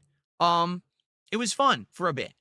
But ultimately what ended up happening was, I'd say it was right around the end of summer, early fall. A lot of people were of the opinion that Truck Sim had outstayed its welcome, that I'm doing it once a week when I should be using that stream to play new games, and that the new games weren't getting played enough because I was playing so much Truck Sim. Okay? I'll be honest with you, I agree. 100%. I agree. I was Games shocked overstayed. that we were still doing Getting Truck trespassed. Sim once a week, and that people were showing up. Sorry, and engaging bitch, and you supporting gotta it. go. But what ended up happening was that ended. All right? No exaggeration. People stopped showing up, stopped engaging, and stopped supporting the playthrough. We had literally, I'm not even kidding you, half as many viewers as I have now for the podcast for Truck Sim streams. People weren't supporting the Truck Sim streams anymore. That's always the case. Every single gameplay stream has about half of the viewers that the pre-stream has. That's every game, unless the exception is when new games come out, he does get more viewers day one to see how he reacts to the game, like Metroid Prime 4. Other than that, once the game is one stream in, it's always half of the pre-stream. He has 250, 300 people on a pre-stream, 180 people on the gameplay. I don't know why we're acting as though this is some new phenomenon. Where we weren't hitting the goals anymore. And so I said to everyone, that's it. I made the decision. We're not going to do Truck Sim anymore. Let's move on and do other content. I'm not Welcome, saying we'll Moon and never do it Star. again. Maybe we can I do have like an prepared a place for anniversary you. special every once in a while where we bring it back for a stream. But I feel like it's ran its course. And then all of a sudden, people started freaking out and started contacting me, saying, oh, no, you got to bring back Truck Sim. Truck Sim is so good, and Truck Sim that. Now, I think it was a mix. I think that maybe half the people who wanted Truck Sim back were actually my big fans and viewers. And they just liked hanging out with me. But the thing was, you can hang out with me whenever you want. We could have a chill with Phil. You could come by and hang out on the podcast. We could play other chill games. It doesn't always have to be Truck Sim. And I really felt like there wasn't anything we were doing in Truck Sim anymore. It was just boring. We were just We don't do anything ever in any game. It's always fucking boring. What are we doing here, Bappa? We're fucking playing pretend and coping. I thank you, Redbird, for the 16 months, saying, welcome home, the gift that keeps on giving. Well, I agree. Thank you for the 16 months. driving. There's nothing to do. Let's do a game where I can do something different, at least, if we're going to interact or whatever, right? The other half of the people who were upset that Truck Sim ended were my trolls. Because my trolls were using the Truck Sim streams as a content farm. What they wanted was to ask me questions. Fuck whoever taught him the word content farm, by the way. Whoever cemented that in his skull and put it into his vocabulary is going to be drawn and quartered the second I find out. I'm telling you that now. Don't let me find out. I'm sick of it. I'm tired of it. I don't ever want to hear it again. Hope that I would give an answer that they could twist to sound like it's something dramatic or risque, and then they would have content to make for their videos. Okay? So it was half and half, I would argue, okay? Hold on one second. Obviously drawn and quartered in Morrowind. And I mean drawn like a picture. Once again, a giant gust of wind. Not a picture, Blew my curtains a open. picture. I'm starting to think I should actually get Velcro for the curtains to keep them closed because they just keep opening now. Oh, fuck, guys, we need Velcro for the curtains. Please give me $1,000 so I can buy the top tier Velcro on Amazon. I need it desperately. Heaven forbid the sunlight come through, you know? All right, anyway, give me 1 second, okay?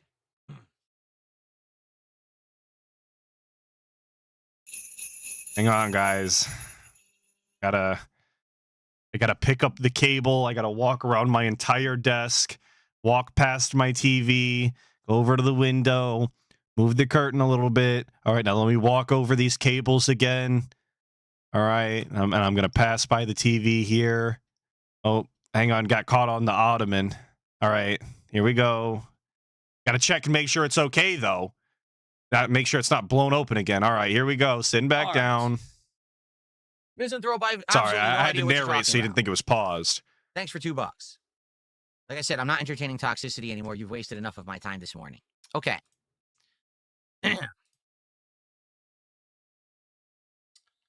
Okay, so after much demand, essentially, people said, bring back... You're right. Velcro shoes, Velcro wallets, Velcro curtains. It's the only way we know how to tie anything back is with Velcro. Actual tying of anything is too complex. He never learned. Truck Sim. I said, all right, we'll do it. We'll bring back Truck Sim because so many people seem to want it back. Let's bring it back. And I think it was like early, I want to say fall, like right at the beginning of fall in September-ish. I brought it back. And all of a sudden, on the Truck Sim stream, we're getting all this support. And I'm like, well, if you guys keep supporting the Truck Sim streams, I'll keep playing the game. Because I'm not convinced that this game is working anymore. But hey, if it's a essentially you could call it a bestseller, right? If I was selling a product, I'd say, oh, it's one of my best sellers. Well, Truck Sim was consistently getting support every single week. So why wouldn't I keep it in the rotation? And to be honest, even my wife was confused. She's like, you're still playing Truck Sim? Like, what are you doing on those streams? I'm like, literally, I'm just driving and talking. There's nothing else to it. It's kind of boring, but people keep showing up and keep supporting it. So I'll keep doing it as long as they do. Dude, just shut the fuck up. Stop talking. You just dig the hole deeper every single stream.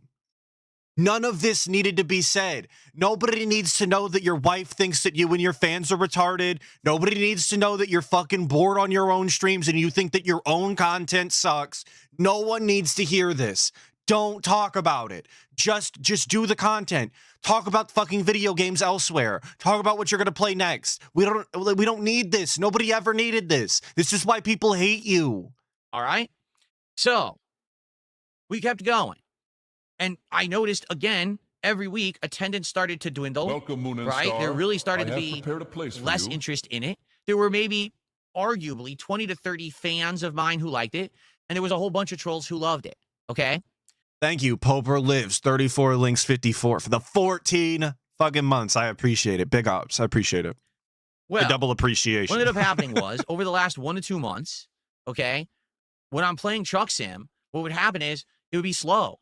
And what I mean by that is low attendance, low engagement, low support. And then like the last 30 minutes, all of a sudden last minute, someone would throw an absolute Hail Mary. Hail Mary. Saw that coming. Contribution, right? It'd be like, let's go for it. And they'd throw the football across the entire field and someone, the receiver at the end would jump. It's the game-winning touchdown at the very last minute buzzer beater, right? That's how. Now I'm a football. I'm not a football fan. Don't get it twisted. I'm not a sports guy. I enjoy football. Football is my favorite sport. I don't know that I've ever heard anyone call it a buzzer beater in football. I get what he's going for, but I just don't think that's the nomenclature. I don't think it was, and it was like that. Like no lie. All right, it was like that. For no exaggeration, yeah, it's ICS with a Hail Mary for 70 yards. Oh my god! Every single stream, that's what would happen. And the cat left. She hated that. Absolutely ridiculous. She ran to the other room. I'm trying to do content for an audience that's going to enjoy it and wants to come and engage with it. It's not just about 1 or 2 people at the last minute come in and support, and then that's it. It's dumb. You know what I'm saying? Like I really feel sadly that's not how the content I'm supposed to be making.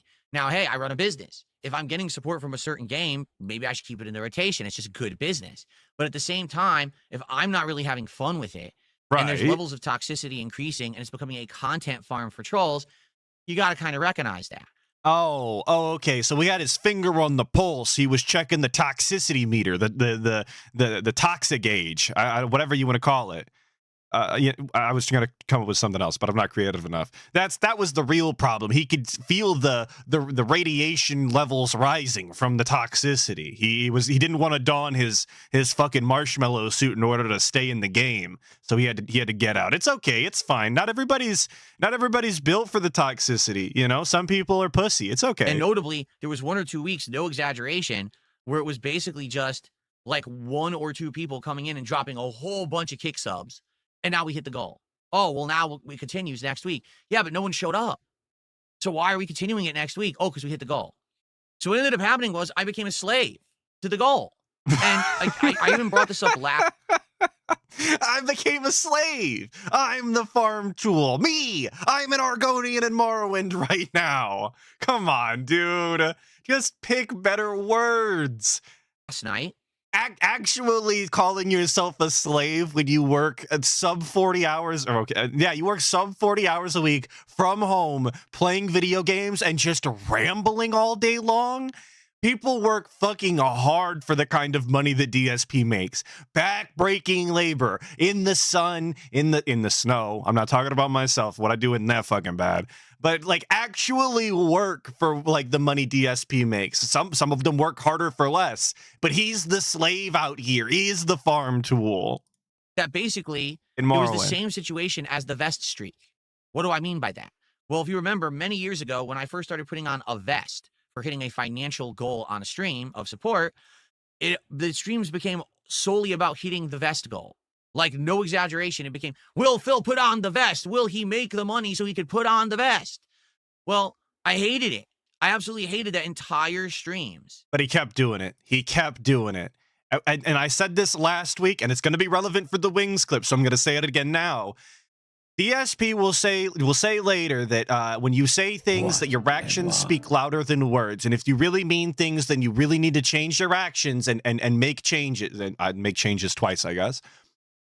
But here he is saying, oh, I fucking hated the vest stream. I hate being a slave to the select few whales that, you know, support these streams, this, that, and the other. And yet he keeps fucking doing it. Game after game, week after week, year after year, we do the same shit. And then we claim to hate it. Every time the gimmick wears off, every time that it's run its course and we're done with it and we want to shit all over it. Oh, I hated doing that. Oh, I was so down bad I didn't have an option. Every fucking time. Thank you so much, Dark Side Ranter, for the 5, saying you can't become a slave to a thing when you've always been a slave to that thing since day one.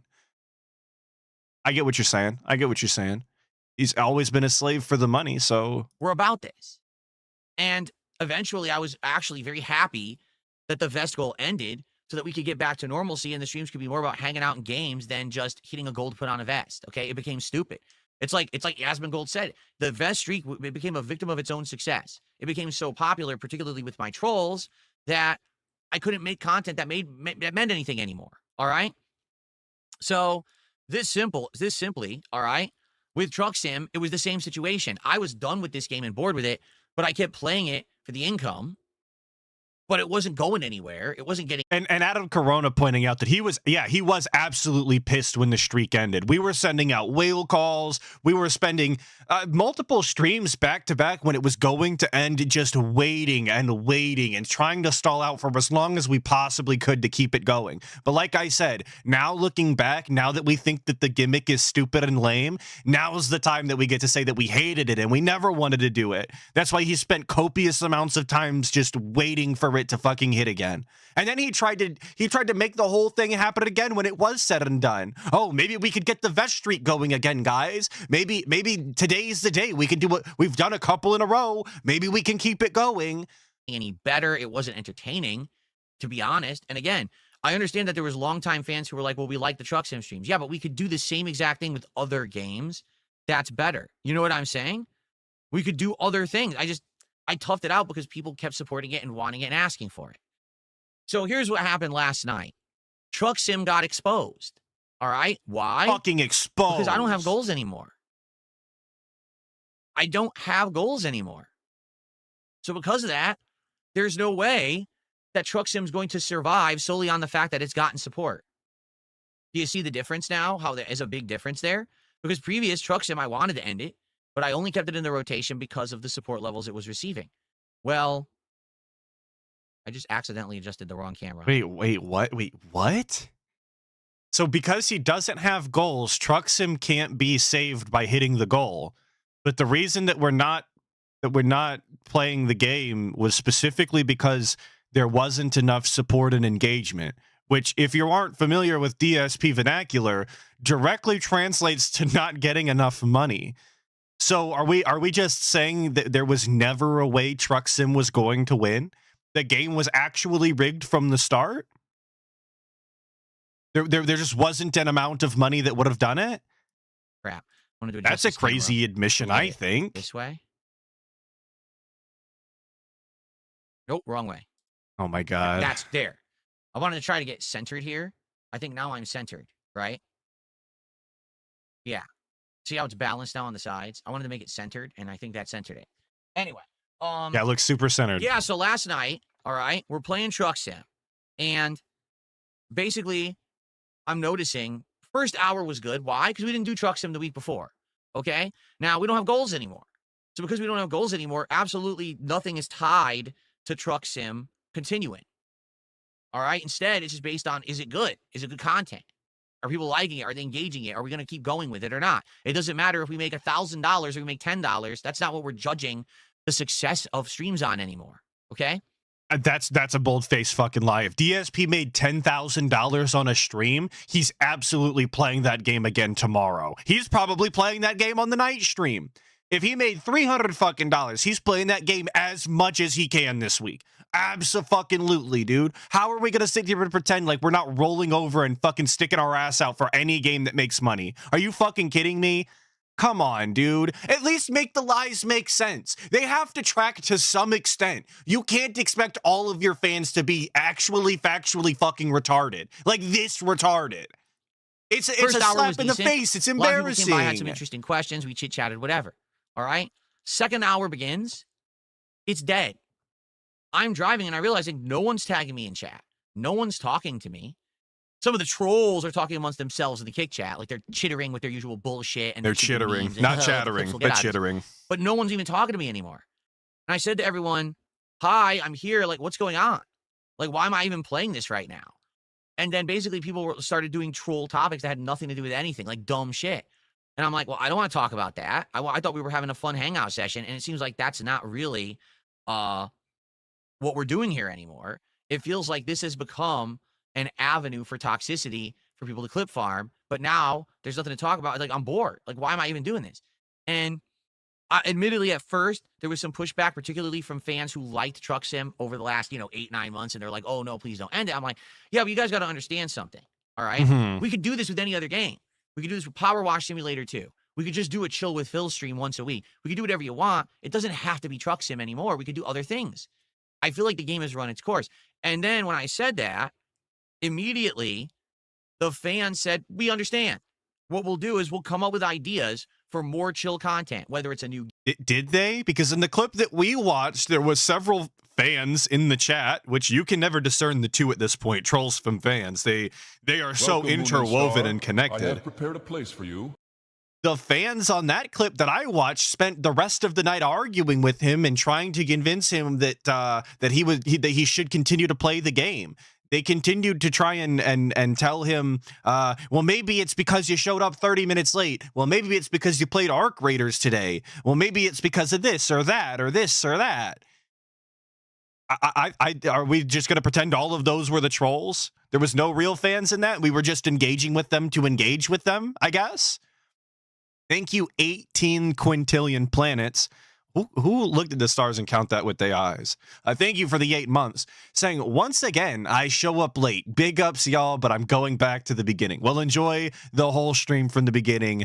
Thank you for the 8 months. Big ups. Enjoy yourself. Game or whatever, we'll think about it and we'll give you our feedback. And people immediately started suggesting games that they thought would be chill games. I'm like, all right, well, hold off on that now. We're going to finish tonight's stream.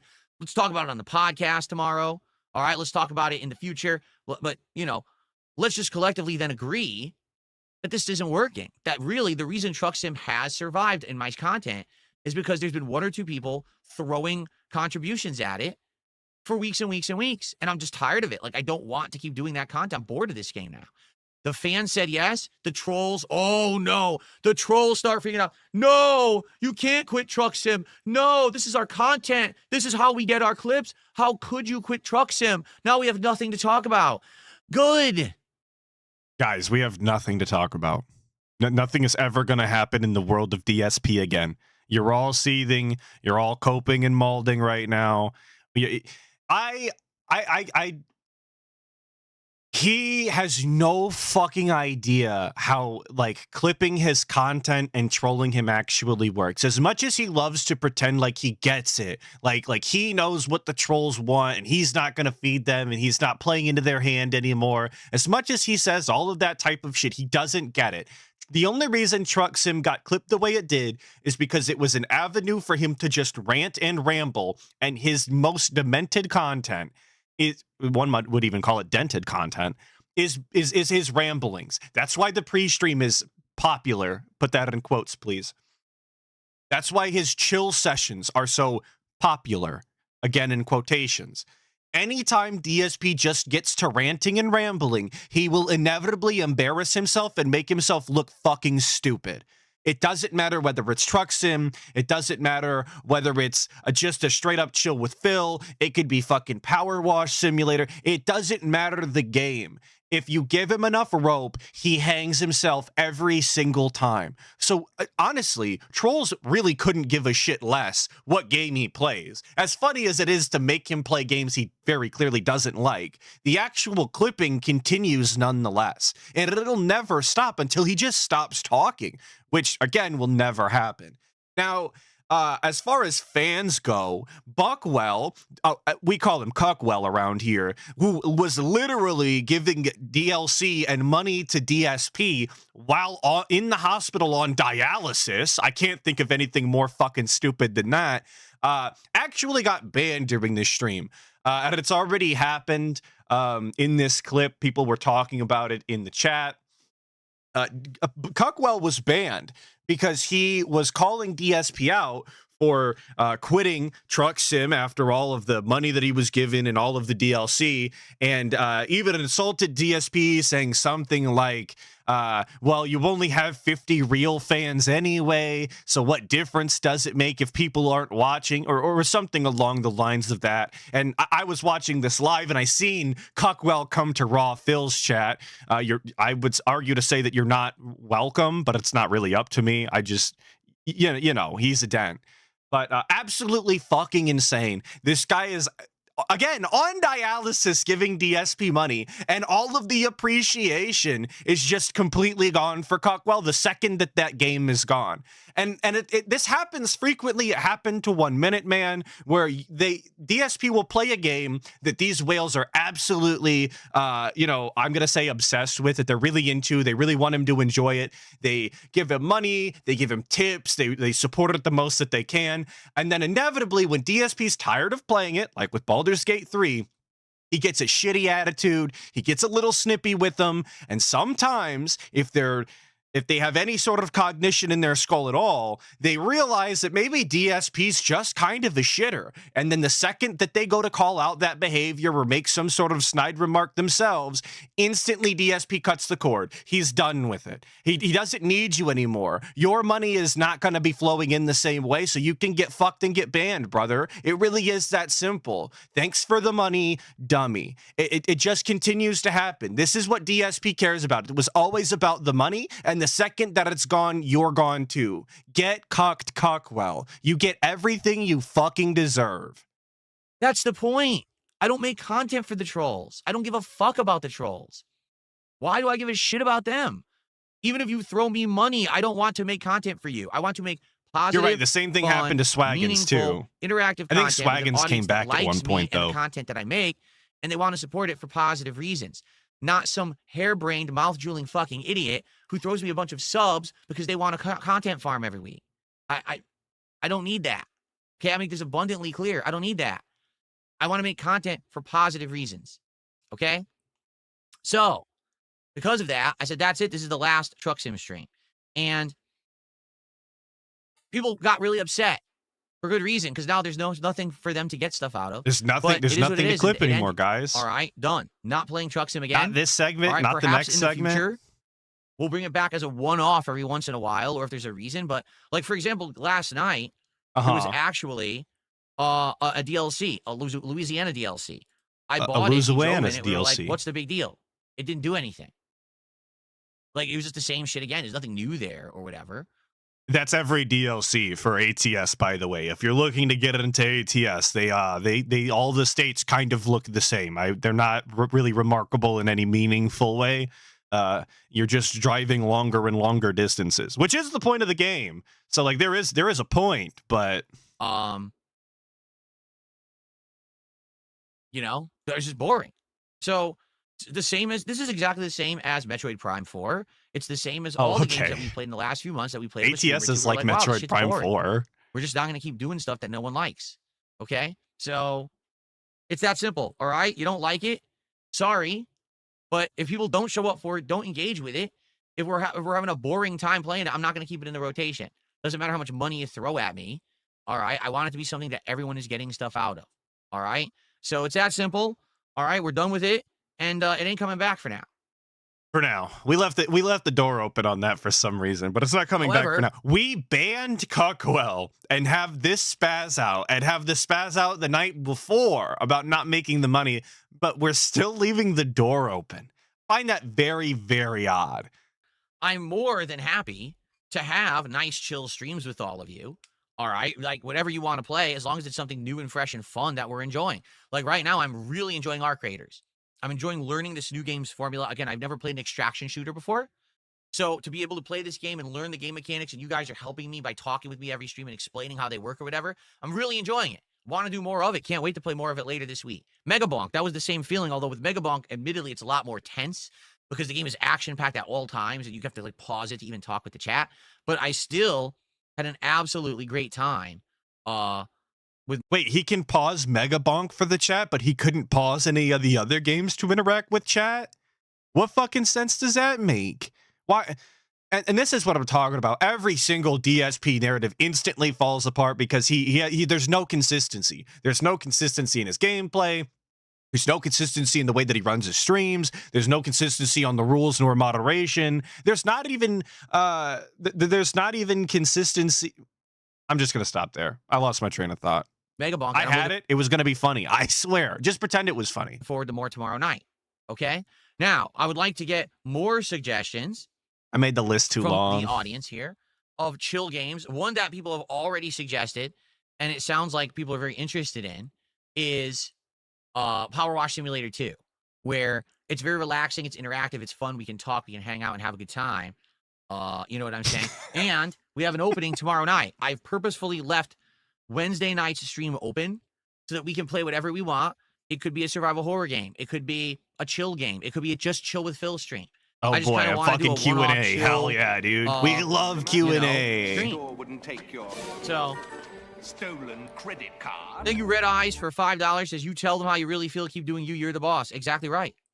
Exactly right. Exactly I'm the king. Right. I'm the boss. That's me. Thankfully, I'm no longer a slave to money and the goal. Oh my God. The last few weeks have put me in a good position where I'm not worried about this stuff. We could just I'm no longer a slave. Company. I have been freed from my shackles. I am no longer a slave. And play what's fun. 17 years a slave. The story of DSP. Do that. Space gaming. Or is it Space Chill now? All right. I play whatever works. Whatever works for us. Not just me, not just you, but us. All right. So there you go.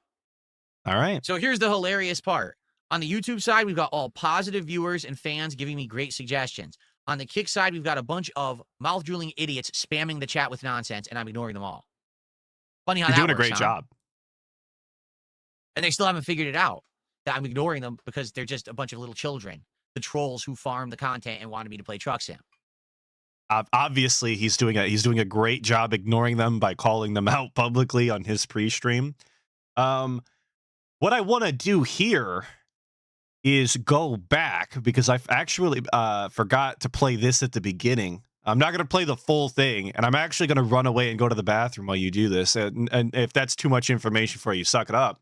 Here's DSP and his new microphone with the for the proximity style voice.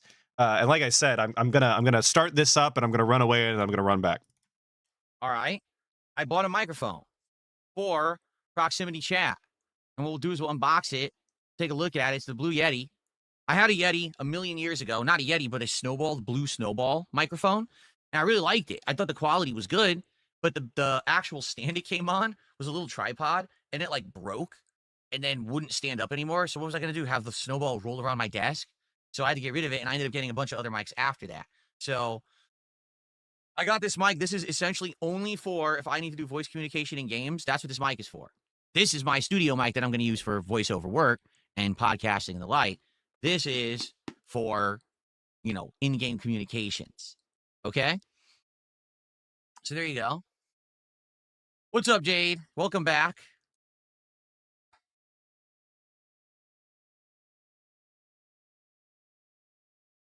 Okay.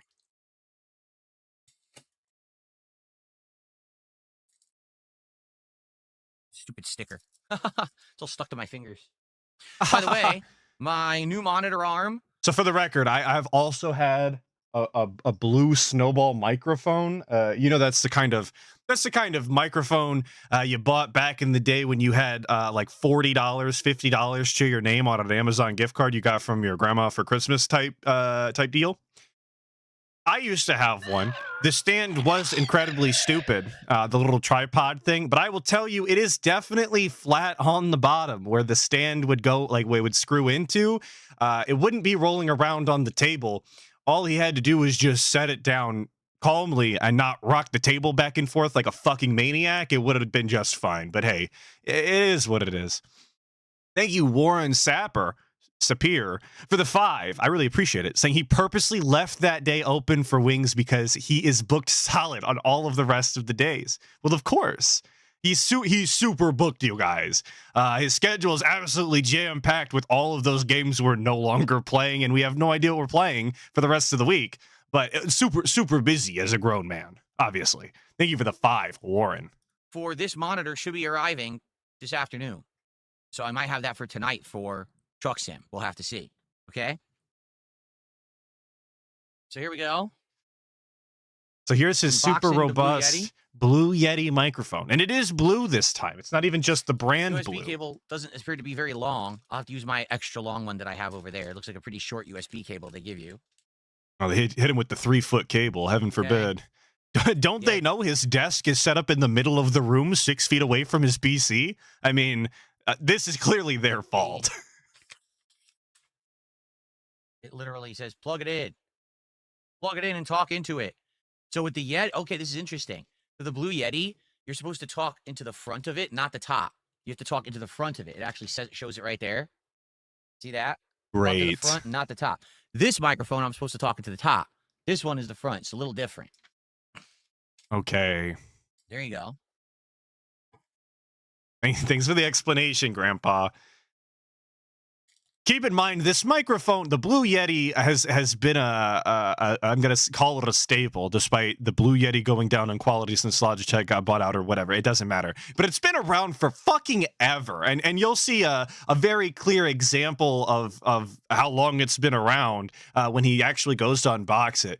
But this is not new information to anybody. Anybody that's looked into microphones has probably seen a review of a Blue Yeti or knows of a streamer or content creator that uses a Blue Yeti. It's been around for fucking ever, dude. James says, how's everything been lately with support? It's been good.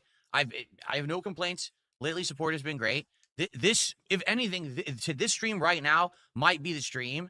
That's Yeah, not it's good like a stream for support, 15-year-old and I don't think design, it's like anyone's fault. 100%. Metroid Prime 4 sucks. You know, it was boring. There's only so much I can do with that, you know? But I will be here for another 2 hours, so we'll see what happens. Okay. Okay, all right. Here we go. Taking us a long time to get it out of the Here we go. cardboard It's and all plastic one here. piece intact. There you go. It's already done. It's already together. It's not like you have to build the base or anything. I think that's it. It just sat in the cardboard, so we're done. Okay. Hell of an unboxing there. Why did he need a second mic? Well, we needed a second microphone for proximity voice chat in Arc Cardioid Raiders. mic. That's what it's called. Cardioid mic. So Because for some reason, and I'm not quite sure why he has decided to change his mind on this. We've decided that voice chat is actually a good thing in specifically Arc Raiders. We've decided that playing multiplayer games and talking to people is something that we are able to do. Maybe he is very, very confident in his reputation shift on the internet since talking to Asmongold. I'm not quite sure that that confidence is well founded, but that's the only thing that I could come up with. And I see manga thank you manga in the chat for pointing out rip the Brian microphone. That was my exact thought when I saw this too. If you remember the RGB Chinese style microphone that he had purchased to talk to Brian over PlayStation 5, I guess that's just gone to the wayside. It like went to the dumpster, lost in the closet to absorb the Nurgle aura and rot the electronics from the inside. I'm not quite sure where it went. But we needed a new microphone, of course. We needed the brand new one off of Amazon. And of course, when you type in Blue Yeti, it's the very first one that comes up, specifically the blue one for $100. The one that's $5 cheaper is all black, but we needed to spend the extra $5 for the blue style color. Is very important. Cardioid mic, you talking to the front. Condenser mic, you talking to the top. Yeah, it's in the closet gathering goop is a great way to put it. Just filled to the brim with goo. Here we go. Larger than I thought it actually was. What's with the... It's XLR? It is I mean, not. it has USB, but it's also XLR. Oh, wait a minute. Oh, come on.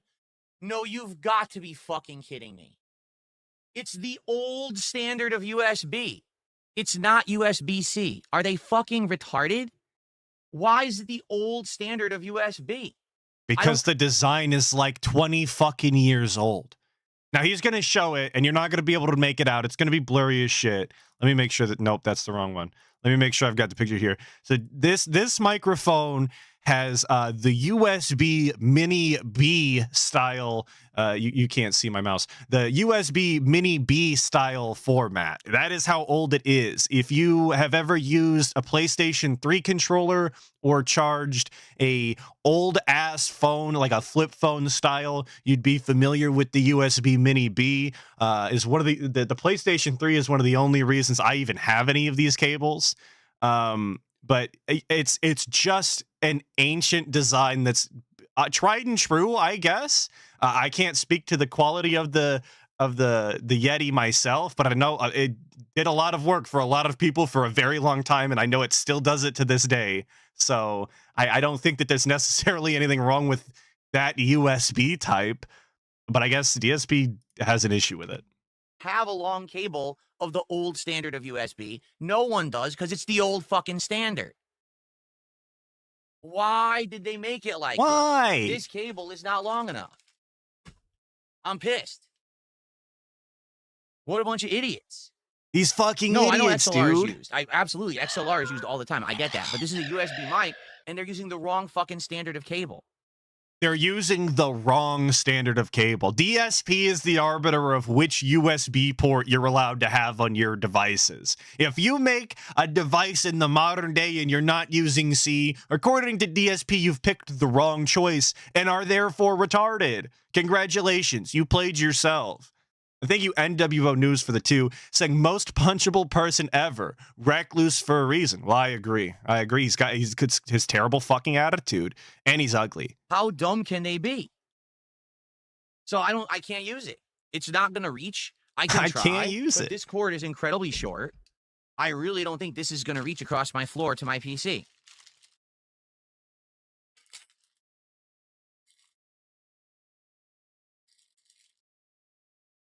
Why the fuck do they use the old standard? No one uses this standard of USB anymore. Literally, no one uses that cable. Look at it. No one uses that. Look at it. Look at That's this massively bullshit. outdated. Why would you use it? Except you're fucking lazy and you won't update your hardware.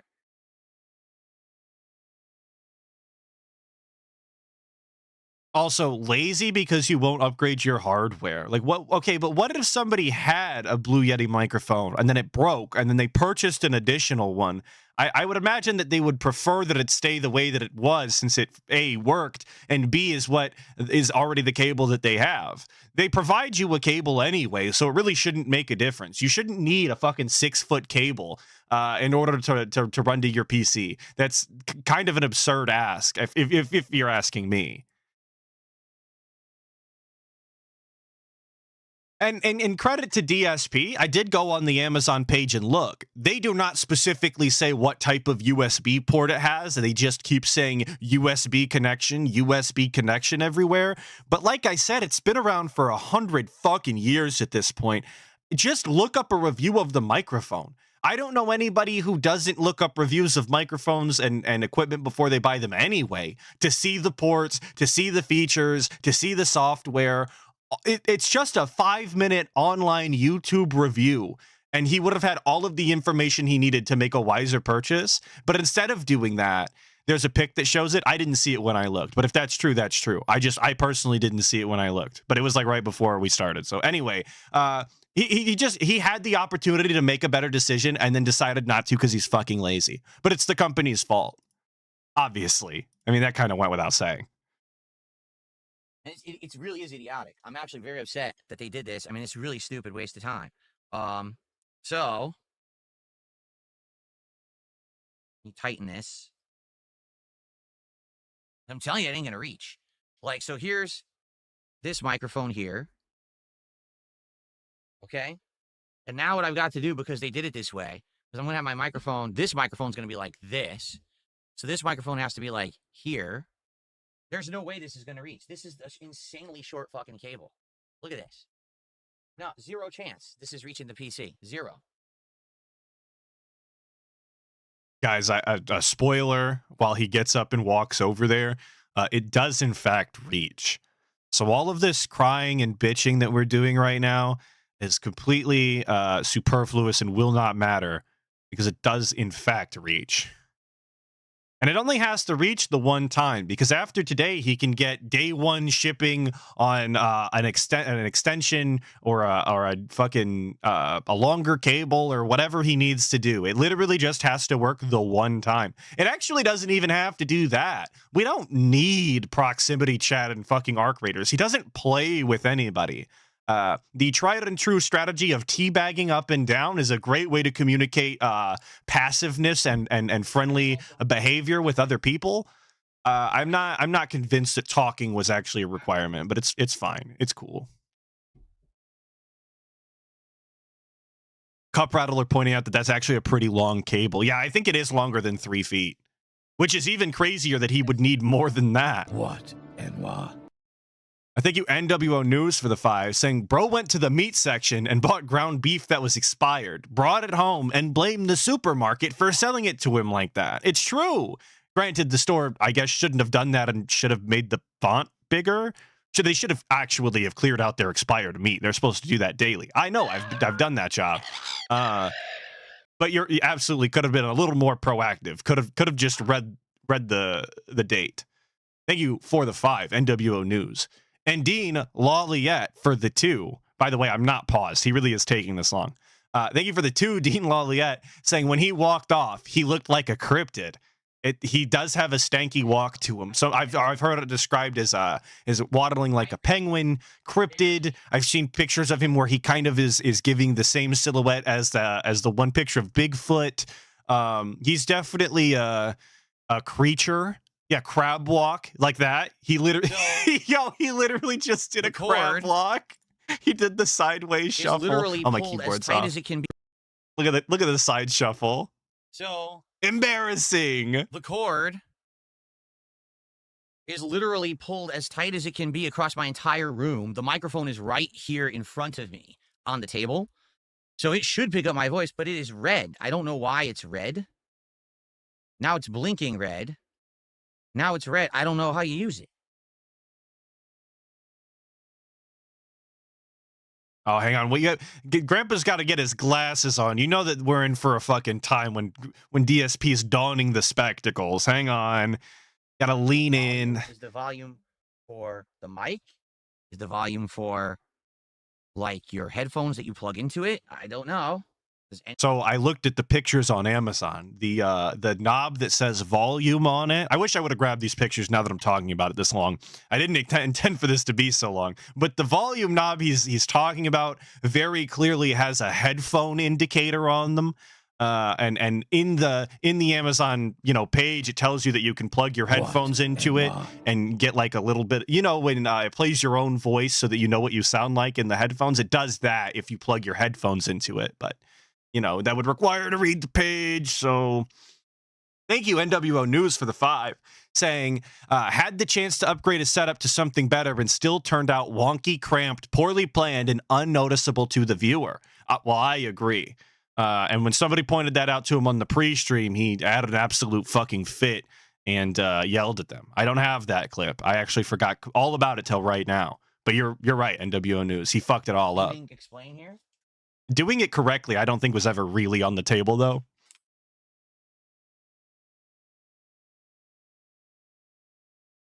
Gotta read the instructions. Okay, so when it's red, it's live. When you click the button and it's blinking, it's muted. Right. Okay. Volume is headphone volume, so that doesn't affect anything. On the back, there's mic gain. Atlas slipping. Yeah, in the fucking ice, patterns. brother. That's where I've been at. That's where my mind stays, in the snow. Who's this idiot spamming? Can you stop fucking spamming in the chat, you idiot? Anyway.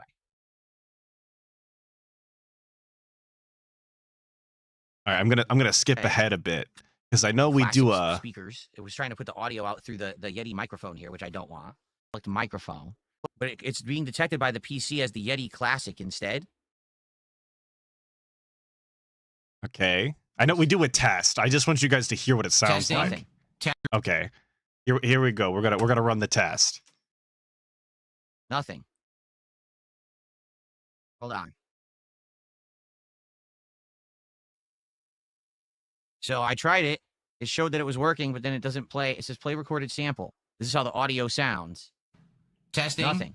Testing. 1, 2, 3. Testing. Nothing. So it says start. See, it says start test. So I click test. Testing. Testing. 1, 2, 3. Testing. 1, 2, 3. Oh, you heard it? Oh, then why can't? Oh, because I have the freaking stuff muted. Oh, I have my speakers muted because Grandpa Phil's got his equipment all turned upside down. I'm glad you guys could hear it. He doesn't know what's going on. All these newfangled buttons and doodads he's got. It's got a fucking mess back there. Yeah, and it doesn't sound good. I believe that you're more reliant, less on the actual hardware and more reliant on the Blue Yeti software that's incorporated into the Logitech software now. And I have seen that in the devices for my own Logitech software as a Logitech user. Testing. 1, 2, 3. Testing. 1, 2, 3. It sounded all right. Sounds a little mechanical, doesn't it? Sounds like a mechanical voice. Doesn't sound so good. Robo DSP. I was talking into the front of it, like they said you're supposed to, cardioid or whatever. Cardioid? Yeah. So here, I'm going to be sitting back like this playing, and this is exactly what it's going to look and sound like. So here's what I'll do. Let me adjust here. This is what it's going to look and sound like right now. So let's do another test. Ready? Okay, so this is what the mic's going to sound like to people when I am playing Arc Raiders. Let's see how it sounds. All right, here we go. Okay, so this is what the mic's going to sound like to people when I am playing Arc Raiders. Let's see how it sounds. So it sounds echoey because I'm not right in front of it. Yeah. It's right. You're yelling from fucking across the goddamn room at this point. But anyway, that is the DSP extra mic segment. I think that makes for the 9,000th mic that he's owned and purchased, which obviously was very integral to the stream. We absolutely needed that. But I'm done with that. We don't need to see any more. Now we get to move on to the piece de resistance, as they call it, the creme de la creme. This is what everybody showed up for, of course, what happened yesterday. And I will preface it by telling you, I informed the Atlas of this segment yesterday because I informed her the other day about the Asmongold bump, as they're calling it. And first off, she was in complete disbelief that the guy managed to blow all of the money immediately.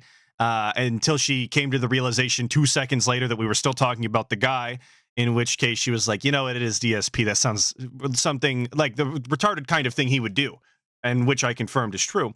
So I told her about the Wings drama, and she was in disbelief at the fact that DSP would be so disrespectful given all of the information that was disclosed to him both privately and on the stream. I told her about Wings being on the interview. I told her about Wings being off of his meds, about beating the surgery, as they call it. She found that very funny.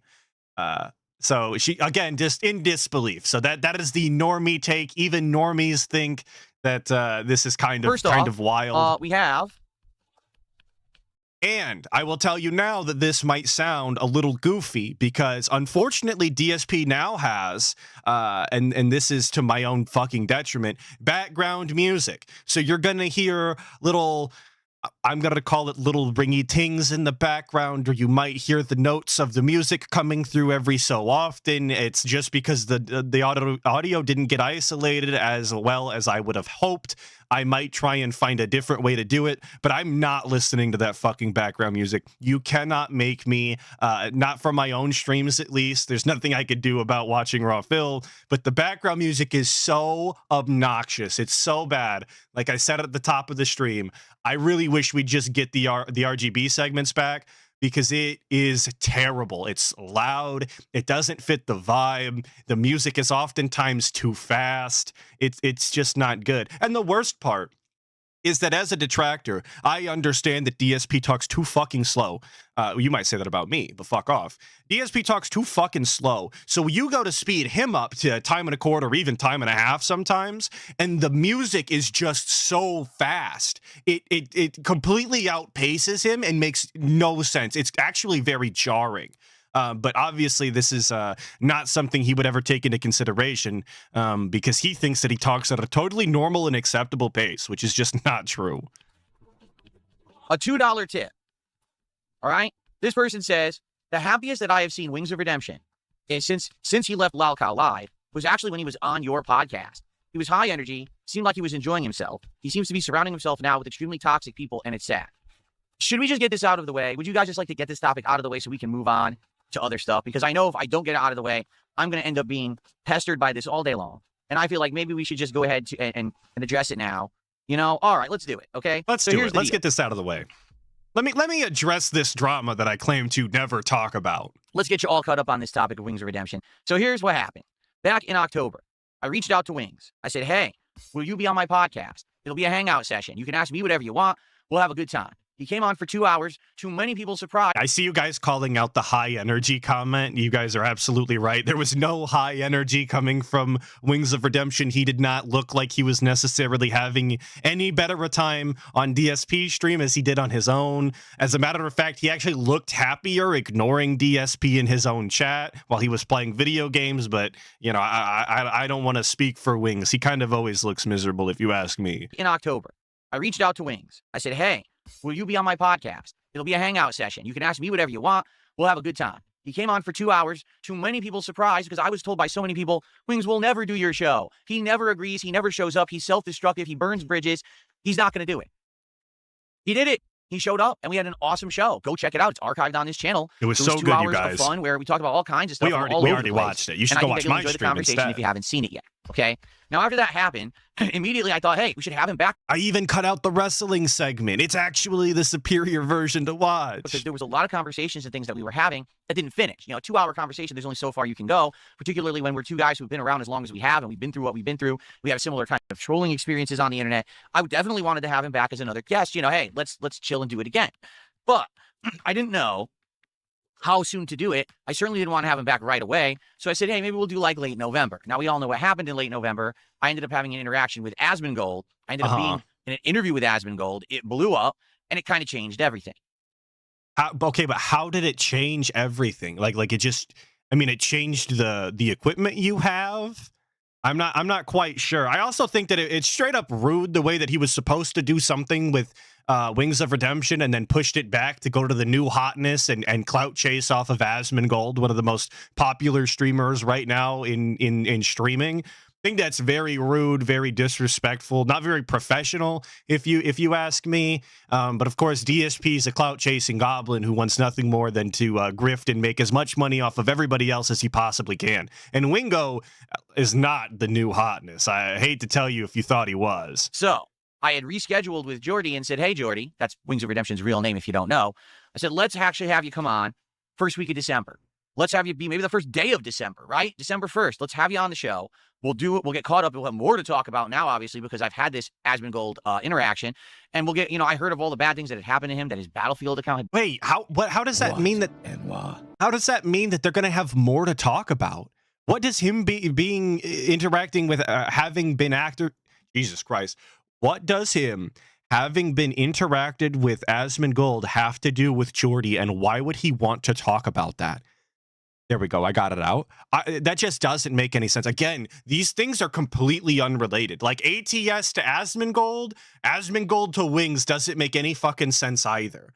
He's trying to really shoehorn in the Asmongold bump, and I'm just not quite sure it works that way. Thank you, Sweet Papa Stovepipe, for the 10. Saying, little throwback for you. Do you remember the podcast show Wings did with White Boy 7th Street and the Urban Style Guy after getting kicked off of PKA? But yeah, Wings always hates life, LOL. I actually don't remember that. I of course remember the White Boy 7th Street. I remember Wings. I don't remember an Urban Style Guy doing a podcast together. Fun fact, White Boy 7th Street is one of the first streams I ever watched in my entire life. I believe he was playing DayZ at the time, and I actually didn't even know who he was. So, a little Atlas fun fact for you. Also, Atlas, a fake Wings fan. That's true. That's true. And stolen from him by his trolls and stuff. I thought, hey, this will be a good appearance, right? Especially starting off the holidays, right? Have a nice guest on the show. I thought it would be a great positive thing. He said he would do it. Sounds good. The night before, he cancels. He says, Scrappy CC with the 2 saying nobody wants to hear you're doing better than them. I agree, and that's basically what he was gonna do. He was gonna flex on him and tell him how much better he was doing now, and how he really hopes that something like this happens for Jordy, and maybe they can rise together as two triumphant lol cows. Maybe. It was very lame, very stupid, or at least it would have been. I can't sleep. I'm not feeling well. Let's take a rain check. And I responded and said, all right, let's do it next week instead. Same date, same Monday, just a week later. He never responded. Now, he starts saying in his videos and his streams to his audience, oh, well, yeah, I'm going to be on there. Don't worry. We rescheduled. I took a rain check. It's not a big deal. But the thing is, his trolls kind of know how he behaves and saw the fact that he last minute rescheduled as a bad sign. They were actually shocked that he ever appeared on this show. And the fact that he rescheduled last minute for the second appearance meant basically he was never going to show up. They were under that impression. I didn't get that impression because, I don't have that actual experience with Wings. Right. You're completely unaware of the way that the people that you interact with actually behave on a regular basis, and you're not capable of picking up on social cues nor patterns. Whatever autism DSP has is not the pattern recognition type, is what he's getting at here. So I said to him, all right, let's do it for a week. Okay. So a whole week is passing, and I'm DMing him saying, hey, are you coming on the show? He's not responding. So finally, it was last weekend.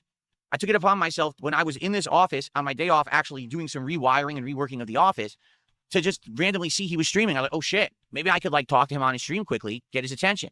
So I jumped into his chat that afternoon, and I said, hey, what's the deal? Are you coming on the show or not? And basically he says, don't be offended that I'm not responding to your DMs. I don't really respond to people's DMs. I'm just an antisocial guy. But the reason that I don't want to commit to being on your show is my sleep schedule is still screwed up. I'm literally sleeping all day long, waking up in the evening, streaming all evening through until noon the next day, and going to sleep in the afternoon. He's got a real gamer schedule. Real gamers know. Some of you had to have been waking up, and I know I've been in this situation when I was a child. Okay, when I had no responsibilities, like over the summers and whatnot, actually waking up at 6 or 7 p.m. and playing till noon or 1 the next day, and then going back to sleep to do it all over again. Now, I shouldn't have been doing that, and I can't believe I got away with it, but that's a real gamer schedule, if you ask me. You're not a real gamer till you've hit that point at some point. Also, I don't know what I'm doing with my wife this weekend, and that's going to affect my sleep schedule, so I can't commit to Monday, but I'll let you know. Okay, and I told you guys that in a podcast earlier this week. It's up to him. In fact, what I did is I responded to him in a DM, and I said, okay, the ball's in your court. Any day this week, you can come on my show. It's completely in your control. You tell me what day you want to come on the Level 1 podcast, and we'll do it special just for you, for your schedule. I even offered and said, you could come on a night stream. It doesn't even have to be during the afternoon. You could actually come on during a night stream and be a night slot. That would actually fit into your current messed up sleep schedule, okay? Right, right. So gracious of DSP, making all of these caveats so that he can try and grift off of Wings and have somebody else carry his stream for him while benefiting nothing at all. How gracious of you, DSP. You're so kind. Thank you, Dean Lawliette, for the 5, saying Wings trolls know how he behaves and DSP believes it, but DSP trolls don't know about him and lies constantly about what he does, right? Well, absolutely, of course. They're experts in Wingsology and the way that he behaves, but again, like you said, we know nothing about DSP. We're completely oblivious and we live in our own world that has basically nothing to do with him other than delusion. That's correct. Yes. Thank you for the 5. I appreciate the clarification for the No audience. response all week long. So at one point you get a little fed up. Like, this guy keeps saying in his streams and his content, he's got no beef with me. He likes me. He wants to have a conversation. Again, he loved that last appearance. He wants to come on, but then he never actually contacts me to schedule it. So what the hell is going on? So the other night, I saw randomly again, he was broadcasting. I jumped on his stream. I tried to talk with the guy and reason with him and say, I don't even care if you say, no, I just don't want to do it. I just need an answer because my audience wants to know what's going on with you, why you're not showing up. You said you were going to be here. They want another interview. Are you going to do it or not? Even if it's no, I wouldn't be offended. Just say yes or no. To which he responds live on his show, you shouldn't do this publicly. We should be doing this privately in DMs because then my trolls will latch onto this to make content. And I'm like, that's a true statement, by the way. And the exact type of response that DSP, well, not exactly. DSP would have been more unhinged. But the exact type of response DSP should be giving to people in his own chat that try and do that. And the type of behavior that he expected from Keemstar. No, you can't call me privately while I'm on my stream. I'm streaming. But it's okay for him to go and try and do this publicly in Wings' chat, of all places, when he knows that they both get trolled relentlessly. Jordy, I've been trying to talk to you in DMs for over 2 weeks. You don't respond. This is the only way I can even get you to say something. That's why I'm doing it this way. NWO News has got a great point. Bro has practiced this speech in the shower 3 times. It's true. It's true. And before I let him get too much further, I do want to show you the DM, or not the DMs, but the chats. We have them here, and I will read them for all the audio style listeners. I'm going to read all of them. I believe these are in order. This is the way that it was sent to me. Shout out Inked Blessing, of course. I'm pretty sure he didn't compile these. He's the plug style. So we've got DSP. First off, he starts on the DSP Reacts channel. And this is important as we go through the list.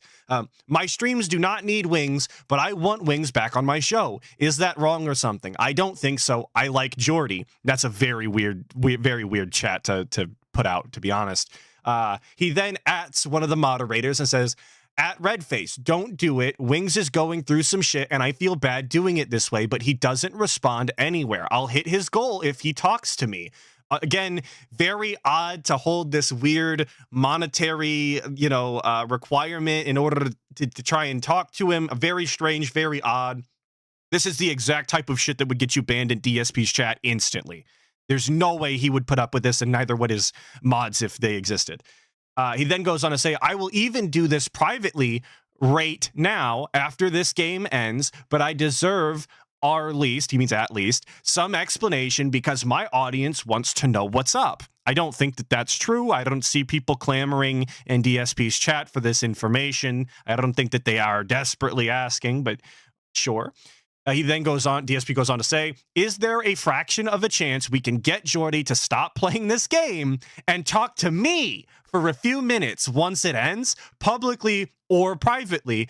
I'd just like a real answer. So now we're actually impeding on the stream so much so that we're asking him to stop playing the fucking game to respond to DSP. That's what we're doing. Again, instant ban in DSP's chat, without a doubt. This is completely unacceptable behavior if you're anybody. Redface, the moderator, comes in, says, not sure if I made the right call. I don't dislike DSP at all, but I timed him out because he was just too much, which is an appropriate response. He even said, not sure if he made the right call. This will be relevant in a few minutes because he's going to show up in the clip we're watching. DSP then, on his DSP Reacts channel that was just moderated, sends $20 in a super chat and says, I do message you privately and you don't respond. Enough with excuses. I don't want you to be trolled, but you need to treat others with respect when they treat you well. very condescending, very stern elementary school teacher that nobody liked. That's what it's giving. And he follows it up with, let's go and get this next appearance locked. Okay. He then moves to his DSP gaming channel because he was just moderated on his DSP Reacts channel. I don't know why he uses his DSP Reacts channel in the first place, but whatever. He goes to his sock account and says, I've DM'd Jordy over this. Hopefully he'll get what I'm saying. You can't ban or time out people who aren't trolls unless you actually want to stifle the creator. I help my own mods out with this. You can, as a moderator, you can ban and mod anybody that you fucking want. That's kind of your job. If it falls into the parameters that you operate on, like that's your job, bro. And DSP's definitely fallen into the banning parameters, constantly trying to derail the stream and actively get him to quit playing the game. Dean Lolly, I'll get to you in a minute. He then goes on to say, if you mods coddle this guy instead of helping him, he will never improve or grow. Good luck, because it seems Jordy has surrounded himself with the wrong people and has grown too comfortable. Now, this sounds like a logical jumping off point where this should end, but unfortunately, it does not, because he then goes on to continue and say, chat is dead, and it's not my fault. Good luck. I hope Jordy responds privately, because I'm done here. Very rude to call out somebody else's dead chat, especially when DSP knows how, wary Wings is about his income and all of the trolling, whatever. Goes on to come back and say, you do realize I'm still timed out on my DSP Reacts channel for no reason, as I said. Which to me just indicates he tried to go back to his DSP Reacts channel and continue to type and found out that that wasn't viable. So he came back on the DSP gaming channel. That's embarrassing. He then goes on to say, at Mario the Dog, which I believe is another mod, I already sent 25. He sent 20 and offered to hit his goal so we can talk about why he won't answer me about my podcast. Then Redface timed me out, and it's still timed out on that account, so I swapped. Continues, untime my DSP Reacts channel because that one has YouTube Premium, and Jordy gets paid for it. Thanks. Why doesn't DSP Gaming have YouTube Premium? That's fucking odd. Also, he doesn't, I don't think that anyone would give a shit about the pittance of YouTube Premium money he makes. Get fucked. He continues, untime my DSP, oh wait, we already read that one. Sorry, it's all fucked up. Thanks, Inked. He says, 24-hour, holy fuck. Because he was banned for 24 hours. At which point I seen Jordy respond and say, dog, it's just 24 hours, and kind of scoffed at him, which is hilarious. I love that for Jordy. DSP continues, saying, they time me out for trying to talk to you and donate. Okay, at Wings of Redemption, read your DMs, but this won't be great. I hope you'll respond. Good night. So very, very jilted lover, pay attention to me type of behavior, just embarrassing for a grown man, just a public display that didn't need to happen, doesn't look good on his behalf at all. And Wings ignoring him is a very rare Wings W, especially as he's responding to other people that are addressing it. Found that very funny. So those are all of the chats. If there was more, I don't have them, and you can blame Inked. Dean Laliette came through with the 5, saying when Keem did this and offered him 50 grand, DSP crashed all the way out. It's true, and he is trying to do this to Wings in a more public format for no money, literally just to hang out because he wants a friend. It's insane, absolutely fucking nuts. And Paul Turner came through with the 5. Thank you so much. Saying he uses the Reacts channel because he thinks the detractors consider it a dead channel and aren't watching the activity on it closely. Well, he would be wrong, because people have found him in Lummox's comment sections before, or following some. People are watching. They're always watching, and they're always going to be watching. That's a fucking stupid idea to think that going on a different channel is going to solve this. But anyway, so please keep all of those chats in mind as we move forward, and DSP tries to weave his web of lies and tries to obfuscate what actually happens so that he comes off as a better person, because he's definitely going to do that. Obviously, it is DSP. So here's the thing about Wings that you guys may not know. Unlike me, he has publicly stated he hates being a streamer. He absolutely hates video games, and he wishes he didn't have to stream them, but that's his job. He only does it to make money. He literally has said this over and over again in his content. I've heard the words come out of his mouth. It's not like, oh, I'm watching troll content and he's saying that. This is what he actually says, okay? So he was watching troll content when he was saying that, by the way. He's admitted that he catches up with Wings of Redemption and his lore via Lumix videos and other troll content. That's where he gets all of his information because he doesn't have time to actually watch the streams, or he doesn't want to. So that a lie. I said, all right, how about this? He's sitting on his stream playing Battlefield, and he won't give me an answer. How about this? I'll just contribute, and I'll make it so that he's hitting his goals, and then maybe he doesn't have to worry about playing this stupid game, and we can have the conversation, even if it's a 5-minute conversation, and he says, no, I don't want to go on your show. At least the conversation's done. But why would he want to do that? What if he actually wants to play the game? That's the content he makes. I thought that it was a bad thing if we stopped everything and talked to Keemstar, or in this case, Philip Paul Burnell, so that we could talk about potentially doing some sort of content. I thought that was unacceptable. Sent the guy a couple super chats during his stream saying, hey, I'm here. I'm to contribute, to be positive, to help you hit your goals. And I even said to his moderators, what is his goal for this stream? Does he have a goal he's trying to hit? What's his goal? I'll hit his goal for him. I'll help him out. I love that DSP thinks that every streamer just has to have a goal, like it's an obligation. There's some arbitrary amount of money that has been specified that if he hits the goal, I guess the content can just end and he can go home, and that's it. Because that's the way people operate streams, of course, the DSP way. That way, he doesn't have to worry about playing this game he claims he hates playing on stream, and we can chill for a few minutes here and figure this out. His moderators literally played dumb.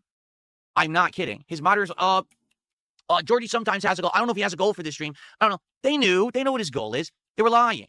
Okay? His moderators are playing dumb and being stupid. Can't prove that. For who knows what reason. Just making shit up. All right? So after basically trying to get this guy to respond to me during the stream, he starts ignoring me, and one of his moderators actually times me out for 24 hours for simply contributing to his stream and trying to get him to say yes or no about coming on the show.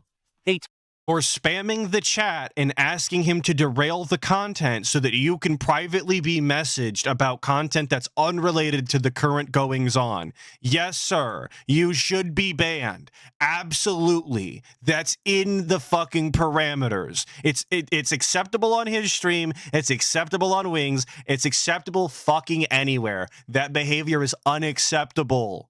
Just flat out. Timed my account out for 24 hours. So I logged into my other account and said, your mod timed me out, to which Jordy laughed and said, oh, pimp, it's only 24 hours. Okay? So after that, I said, I've had enough of this. And I DM'd him one last time, and I said, your mods are not there helping you. Your mods are coddling you. Your mods are enabling you. Your mods are making you do and say things. They're constantly goading you. They're actually doing troll memes and things. You don't realize it. Dune Messiah saying he didn't say that. What? DSP lied to me and made Wings sound cooler than he really was? This is bullshit. This sucks.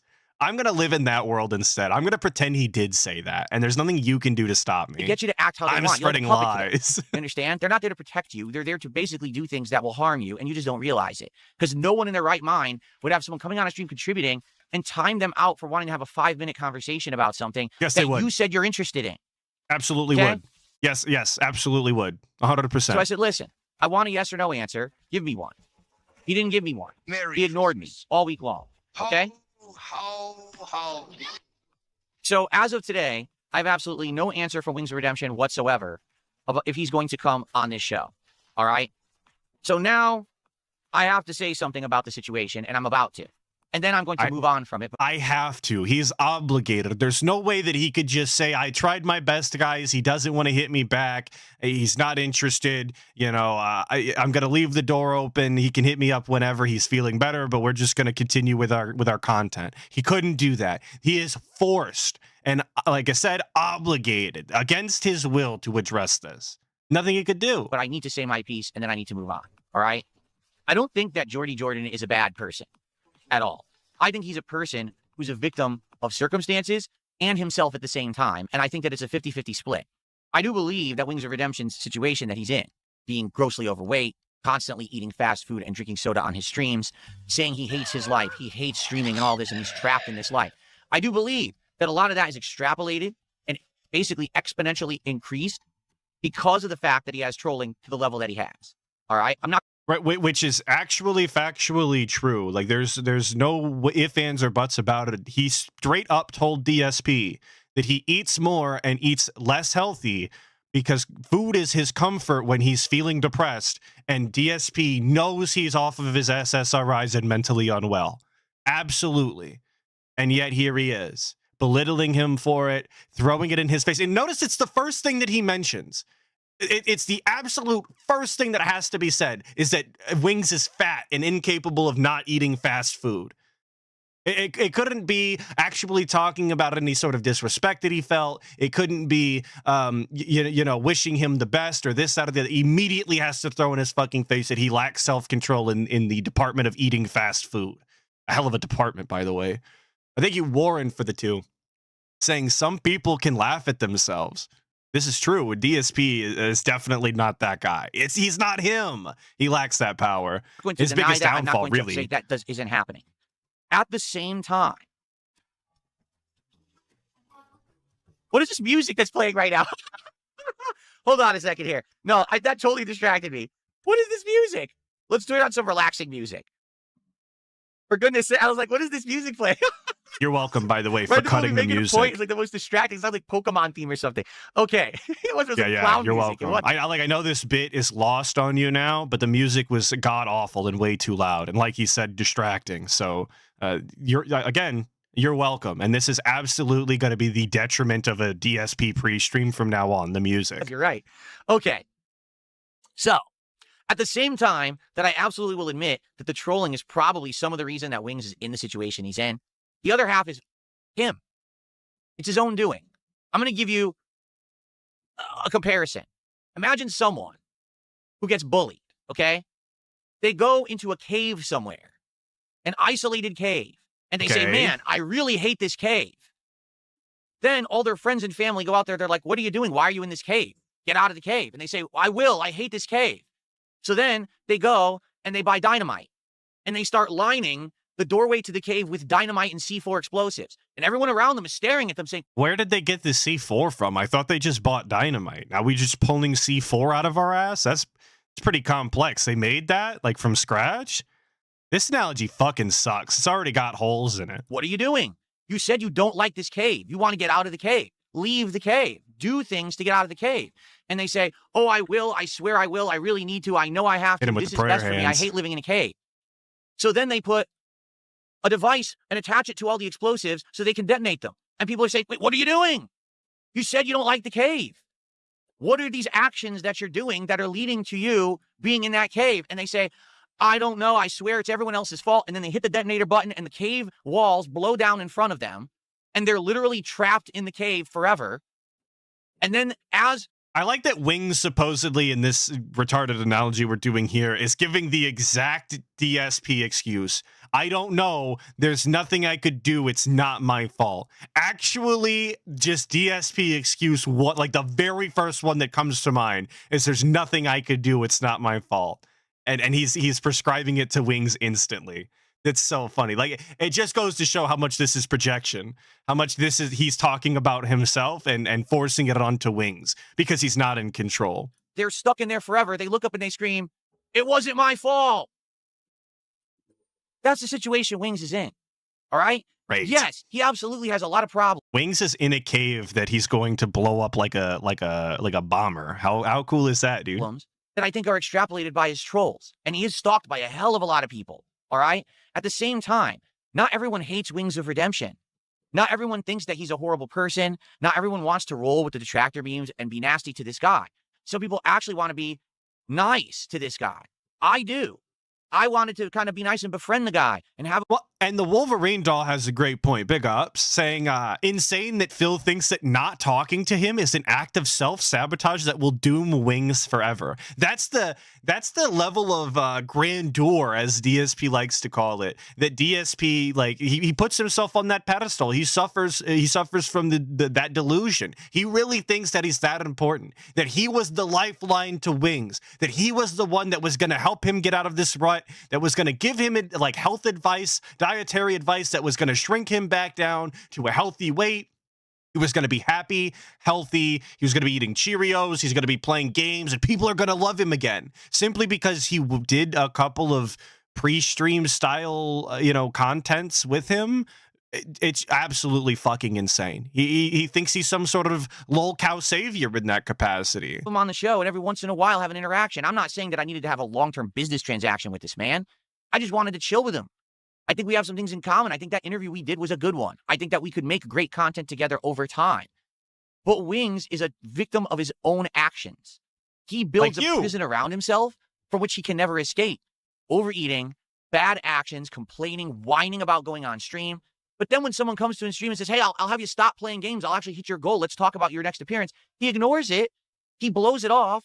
He tells me to DM him where he's already ignored me for 2 weeks in DMs. And then his moderator times me out. He doesn't want to stop playing games. I know Wings says that he only streams because he needs to make the money, but I don't know that he's ever said that he only plays games because he needs the money. Wings has always played games. I genuinely think Wings enjoys games outside of streaming if he could. Unlike the guy, I think that if Wings didn't have to stream, he would still spend all day playing fucking video games and talking to nobody. He doesn't want to talk to you. He'd rather be doing that alone. And he said as much. I think you read Theory for the two, saying big ups Atlas, a nice Colovian drip. This guy sucks for real. I agree. And thank you for complimenting my super dope hat. Big ups. Dude, this is your own creation. I like you. I want to hang out with you and be a positive person in your life. And you have shut me out. That's your doing, not mine. Yours. There's no one to blame in this particular situation but yourself. It's that simple, 100%. I'm sorry. There's no other way to spin this situation. All Wings had to do was have a level of professionalism, a level of respect. He doesn't have that. Instead, he wants to be in his cave forever. Even though he says he doesn't want to be, I'm sorry, I have to believe that that's bullshit. You don't sit there on stream all day, every day, acting a certain way, saying things that you claim, you don't want to say, but you say them anyway, stuff in your face all day, drinking soda all day, unless you actually want to do it. So all of those times a DSP said that he didn't want to beg and that he doesn't want to play these games and that he hated the Vesh streak, but he was beholden to it. You can't say all of these things and then continue the actions that you do. And this is what I was talking about earlier. It's actually just projection. 100%. We're holding Wings to a standard that DSP himself could never rise to. That's the case. You might say, oh, I want to be better. But if you do, it's actions speak louder than words. It doesn't matter what you say. It's what you do. Exactly. I agree. Have outright said this is what he wants to do for the rest of his life. And it doesn't matter how many people care, how many people try to support him, how many people try to help him. He's never going to change. It has to be him that makes the change and nobody else. No one can help this man but him. Wait, did he just say it has to be him who makes the change and then point to himself? Was that like a physical Freudian slip? Am I reading too far into that? For the rest of his life. And it doesn't matter how many people care, how many people try to support him, how many people try to help him. He's never going to change. It has to be him that makes the change and nobody else. Literally pointing to himself is crazy work, dude. Come on. So because of that, I'm done. I'm done trying to reach out to this guy, be nice to the guy. I mean, I've done every possible thing I could. I've talked nice about him. I had a great interview with him that tried to help him. I wanted to have him on again right after the Asmongold interview because I figured I could maybe give him a little bit of a positive rub. It would help him out. Oh, yeah. He was gonna spread the Asmongold style STD that is the Asmongold bump, buddy. He was gonna show all 200 of his viewers Wings of Redemption, and they were obviously gonna bite and be the biggest fans and support Jordy for the rest of his life. That was the plan. It totally wasn't just writing off of Wings of Redemption actually, being entertaining or having something to talk about so that he didn't have to for a day. It was nothing like that. We were clearly trying to help. We were going to give him the bump. Shout out the Asmongold bump. It hit the streets like crack in the 80s. Big ups the Do 994 for the two, saying he eats fast food and drinks pot, meat, kettle. Like, I mean, it's true. DSP's over here eating fucking fast food on stream. What difference does it make to him?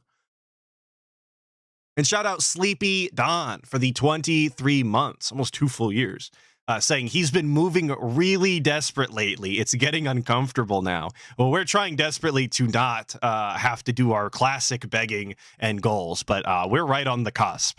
We are very quickly heading back to bringing back the goal. I think I don't even know if I can give it 2 more months and we're bringing the goals back, folks. We're really low streams. There are some streams that are rounding out at like $60 at the end. It's been tough, okay? But you're right. It is getting uncomfortable. Content, maybe he'd get more viewers. It would take some of the pressure off of him. He doesn't want to play ball. He doesn't even want to respond. He can't bother at all to give me a respectable answer about anything. Instead, he wants to ignore me. Well, Jordy, guess what? You like Burger King, right? Well, guess what? Like Burger King, you can have it your way. Cringe. L. Garbage. Fuck you. He doesn't even fuck with Burger King, bro. The meme is Wendy's. It's Wendy's and Pepsi and Gangster Grandma. What the fuck does Burger King have to do with the boy Wingo? Genuine question. I've never heard Wings of Redemption bigging ups Burger King. Not in any troll videos, not in any non-troll videos. It's just lame. Now I'm not going to bother you anymore. And you're going to sit there on your stream playing the games you claim you hate, stuff in your face, acting like a fool for the rest of your life. No one's going to reach out to you to try to be And friendly. please notice he keeps saying stuff in your face. He keeps digging his heels into this, oh, you're unhealthy and eating fast food on stream, Wings, you fat fuck. Notice he keeps digging into that. That, it, for some reason, is the most detrimental piece to Wings, according to DSP, the way that he's bringing it up. I genuinely believe that DSP wanted him back solely for the purpose of belittling him on stream for continuing to eat and drink on stream. That is genuinely what I believe. He wanted to continue to give his dog shit, healthy fucking dietary advice to somebody who wasn't asking for it. Because obviously DSP's on his major health king arc. I mean, you could tell by the way his flesh is melting off. Thank you, Wesley, for the 10. Saying, and Phil's actions say he never wants to take his wife on a honeymoon. It's true. He just wants to blow most of his money on BS and mobile games for the rest of their lives. It's accurate. He spent all of the money that could have been saved and either went towards the house or went towards the honeymoon and it actually improved their life on shitty fucking upgrades that are actually a detriment to the stream. I mean, who needs a 2K ultra-wide monitor to read chat? Do you really need a 4K OLED monitor to play video games? I think not, especially when the chat can't even see it in 4K. Did he really need all those RGB lights? A 5th microphone? Did he need the fucking Davoom Pixo fucking screen in the back? Absolutely not. It's all just because he wants shiny little toys like a kid. To you or save you or help you because your actions shut them out. It's not us. It's you. That's all I have to say about it. Ladies and gentlemen, Wings of Redemption will not be appearing on the Level 1 podcast. Under no circumstance. The only way I would ever have him on the show again is if he actually publicly apologized for his actions, the disrespect, the unprofessionalism, the fact that he couldn't even give me the time of day, and the fact that he kept publicly saying in his content that he wanted to be on my show and then acted otherwise. If he publicly apologizes for that and says he will change his ways and then actually acts differently, again, actions speak louder than words, then maybe I'll consider having him on the show again.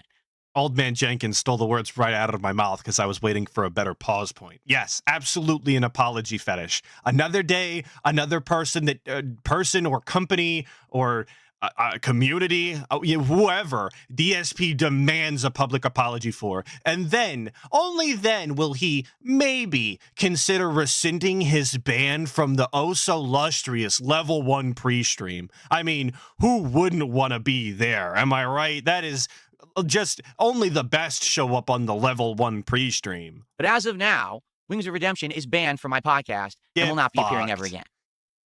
Yeah, hold that L, Wings. I know you'll never recover. Your comeuppance and triumph was riding on the coattails of the guy, and now you've lost it. Congratulations. You played yourself? Okay. So, that's that. I got it out of the way. I've said my piece. We can now move on with the show to positive content because I'm tired of this nonsense. Okay? Okay. Let's do some shout-outs.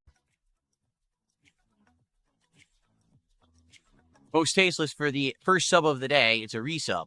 Vasil then did a $31. Felipe Baxter, you bastard. I seen you over there in the Kick chat. Quit watching that guy on Kick. Go watch Raw Phil. Sent super chat and says, Wings never changes. No, I'm starting to see that. Because honestly, when I have tried to have interactions with Wings over the years, I always get hit with the same response. Why are you bothering? Don't you know how Wings is? Don't you understand that he's a self-destructive guy? That Yes. every single person in his life who has actually tried to help him gets pushed away, gets mistreated. It's him. Yes, there are things bad. He had a good thing going on PKA. They were either making money or going to start making money very shortly before he was let go, we'll call it, for not going on the camping trip. Yes, he burns his own bridges. When Woody was playing video games with him, even recently on stream, Wings couldn't help but talk shit about the content that they were making together when he wasn't around and was confronted on it. This is who Wings is. DSP has this really bad habit of getting into bed and wanting to do content with people he just doesn't know anything about. He's unwilling to do any sort of research or familiarize himself with the people that he's going to work with. And it's to his own detriment. And then we get these kind of crash outs when all of a sudden he comes to the realization that reality is reality. Thank you, Depasta Maker, for the 2, saying switch Wings and Cat, or switch Wings with Cat, likely had same convo with her. No, I don't think so. I almost wonder if that's why he's so adamant about talking to Wings in this capacity, in this way, because he's unable to have that conversation with his wife.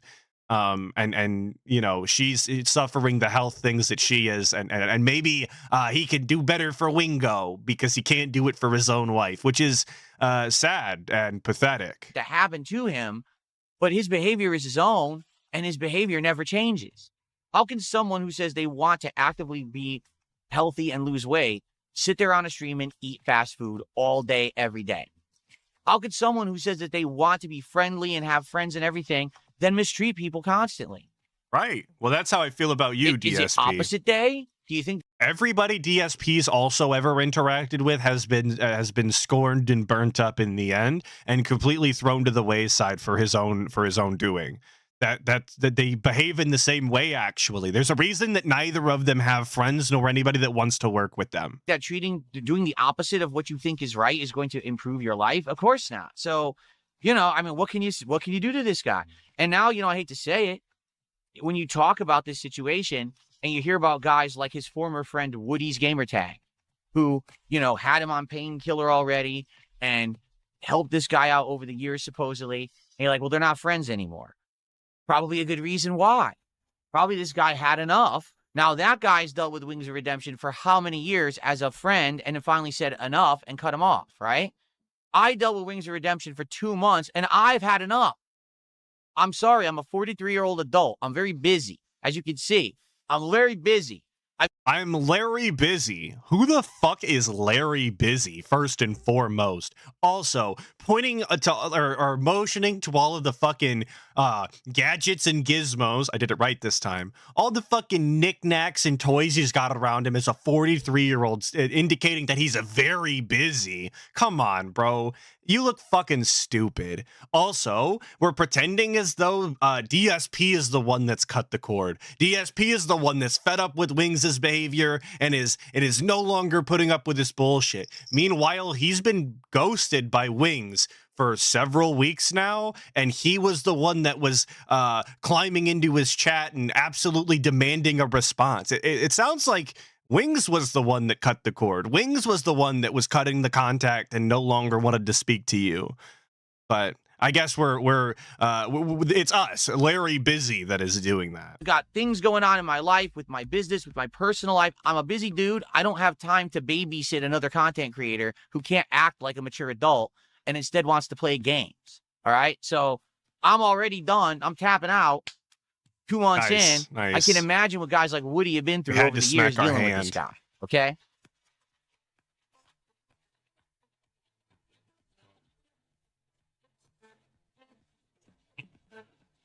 Waiting for a response. Gotta read the chat. Gotta make sure they're on my team, on my side. I'm looking. Someone said there's a troll. I don't know. Oh, I see it. Here you go. Got it. Where is he? What'd he say? Thank you. Did a $5 tip asking ridiculously personal stuff that has nothing to do with anything that should ever be discussed on a stream. Thanks for $5. Continuing on.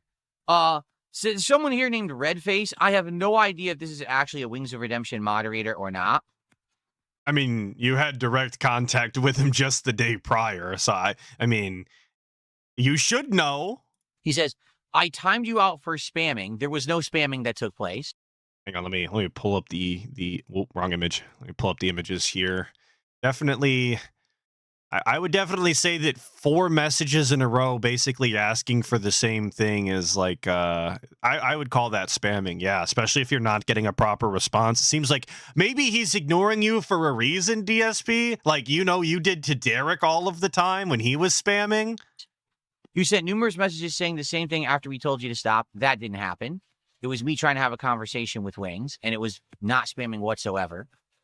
And to call me dumb after I apologize low. When did you apologize? When did you apologize? What are you even talking about? There was no apology. Hung up on the apology. Can't let it go. If he would have gotten an apology, maybe DSP's tone would have changed, because you know how he loves that so much. I was timed out. I wasn't even able to talk. I came back with another account, and no one talked to me except, what was his name? Mario, I think his name was. And he was very nice. He was like, I would never time you out. I'm sorry that happened. You know, Mario, I would let you talk to Wings. face is a cuck, apparently. You were nowhere to be found. LOL. You ran for the hills. So nice try. You're the one who did the bad act. You're the one who now made Wings look bad, and now he takes the flack for you and your horrible actions. I want you to think about that. You're a moderator. You're supposed to be responsible for behavior, and I get it. I get moderators that get overzealous too, and I have words with them too. Does he think that banning him is classified as a horrible action? He's genuinely that delusional? He he does. He thinks that Wings will never recover from not interacting with him. So yeah, I guess banning his account is basically the worst thing you could do as a moderator. You're not doing Wings any favors acting like that. All you're doing is you're coddling the guy and you're allowing him to self-enable himself to fail. He's self-enabling himself to fail. He self-felt it himself, don't you see? And it's your fault, Welcome, you Moon fucking Star. idiots. I have prepared a place for you. Thank you, Karamazov, for the 17 months, saying, may Santa protect your mental state from the roach. Merry Christmas, boss. Well, I appreciate that. I will be having a very DSP-less holiday season, so I think that'll work. Thank you for your circle of protection, I guess. I didn't mean to make that noise in the microphone. Don't you think that instead I'm sorry. of having this right now that we're talking about on my stream, it would have been better to just either have a yes or no answer about the appearance, to have him either come on or just say, no, I'm not interested, instead of this? But people are telling me, Guy with Long Hair and Cuddy the Kid are telling me that that mod actually apologized in a super thanks and DSP deleted it. Now, did he delete it or did Redface delete it? I don't know that you can delete super chats. I'm kind of unsure. I was reading that, but I didn't know how it actually went. But yeah, that sounds like something DSP would do, or at least one of his lame duck moderators. Dad, instead you time me out because you're a moron. You know, they're in his, they got That's it. access to his Nothing else channel, to and they're the say. ones that approve the comments now. Or so he Okay. claims. Mozzie did a $2 super chat, says, you're on fire today. I'm not on fire. I'm just being matter of fact about stuff. Okay? So it is what it is. Like I said, I'm not one for drama. I'm tired of this shit. I thought that it was a nice thing that Wings was on my show. Everyone agreed.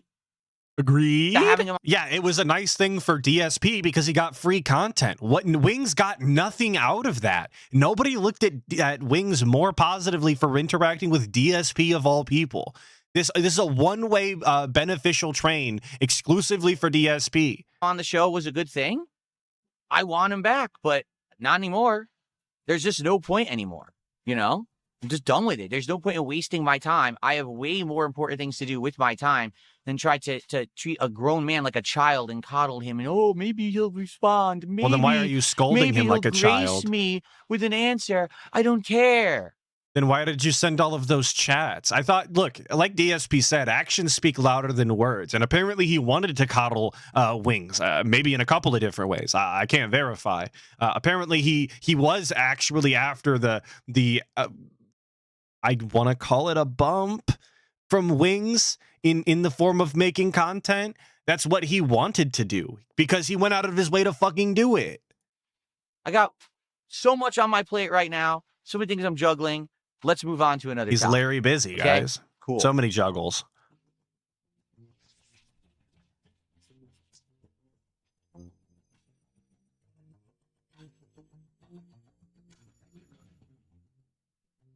Scanning, checking, looking, lurking. Someone took $2 asking, do you think I'll continue to try to get others for interviews or to be interviewed? Depends on the situation. Like if there's someone who I think that would be a fascinating interview, I would do it. Seriously, like there's people out there who I know people want me to talk to, but that's on them if they ever want to, appear on the show. Yeah, Larry you know what Busy, I'm the saying? professional juggler. A new that simple, character has okay? entered. So I don't know. I'm not going to say no. I will absolutely never have an interview ever again. At the same time, I just don't see the point in going crazy over it when I'm so busy with other shit. You know what I mean? Like I'm very busy right now juggling games. God, we're so topics. busy. We're I don't really think that tripling it's down that on big how of a busy we deal. are. And like I said earlier, that's why it was important to recall all of the games that we're no longer playing starting this week on Monday. No more Tormented Souls 2, no more COD, no more ATS, no more Metroid Prime 4. But we're very busy, you guys. Super busy. I mean, as you can see, he has set up, Have guests on the show all the time. I think it's nice when we do. And like I said, with anything, if I have a guest on the show, I don't want it to be about drama. I want it to be a fun appearance where we could talk about other things. We could talk about gaming. We could talk about life as streamers or content creators or whatever it is. Just not drama. I'm tired of the drama. Yet it seems like involving yourself with certain people gets you involved in drama anyway that you don't want. I didn't create this drama whatsoever. It was created by him. No, he went into Wings' chat. You see how he's trying to retcon this? Like, it's Wings' fault. He bombarded the chat and made everything about him and derailed the stream. That was Wings' doing. For if he had just answered a DM, I mean, this would have never had to have happened. He was left no other choice, you guys. He couldn't just, continue doing his own content and leave him alone. Thank you, Movie Sign, for the 5, saying, I just can't help thinking, who the hell does Phil think he is to be giving advice and talking down to Wings like he's superior? Screw you, Dave. And I thought that the entire time that he had him on the first time, and this is only cementing that further. I agree. This is absolutely fucking insane. I don't know where DSP gets off. I mean, in that room on stream, apparently. But other than that, I don't know where his high horse stops. Unprofessionalism is inability to give a simple yes or no answer like an adult. So I'm done playing it. All right. I'm done. I'm off the schoolyard. I'm here acting, mature and making content now. Oh, yeah. Okay? 21 minutes of this is super mature. All right. I think we've caught up on all the All right, so that is that. That is DSP being incredibly disrespectful and what I believe I really just want to call being a meanie bobini, So it is what it is. I do have one more piece of information that I thought was interesting. That's only semi-guy related, but I again found very interesting. You might know I have a coworker and he's a friend. He's more than a coworker. He's not any more than a friend though. Don't get it twisted. But we were checking our YouTube recaps for the year, and somehow he is in the top 2% of viewers for Snort Hogan. I guess he's a bigger detractor than me because I definitely was not in the top 2%. DSP content wasn't even my most viewed content, but he, I guess, is really absorbing up all the detracted content he can get. What a king. Big ups. But again, big ups to all of you guys for being here. I'm glad that I could actually make this stream. I really wanted to do it, and I even got to do it on time. So hell yeah. Thank you all for your time. I don't know if we're on for Act the King. I've been told through chat that it was canceled, but I don't have that DM. And I don't even know if I would be able to make it. I'm getting absolutely fucked by Snow in a non-sexual way. So we'll see. I would go with no. I wouldn't bet any money on it. So once again, big ups. I appreciate all of you. If I don't see you till next week or even the week after or whatever, please stay safe and enjoy your time. Goodbye.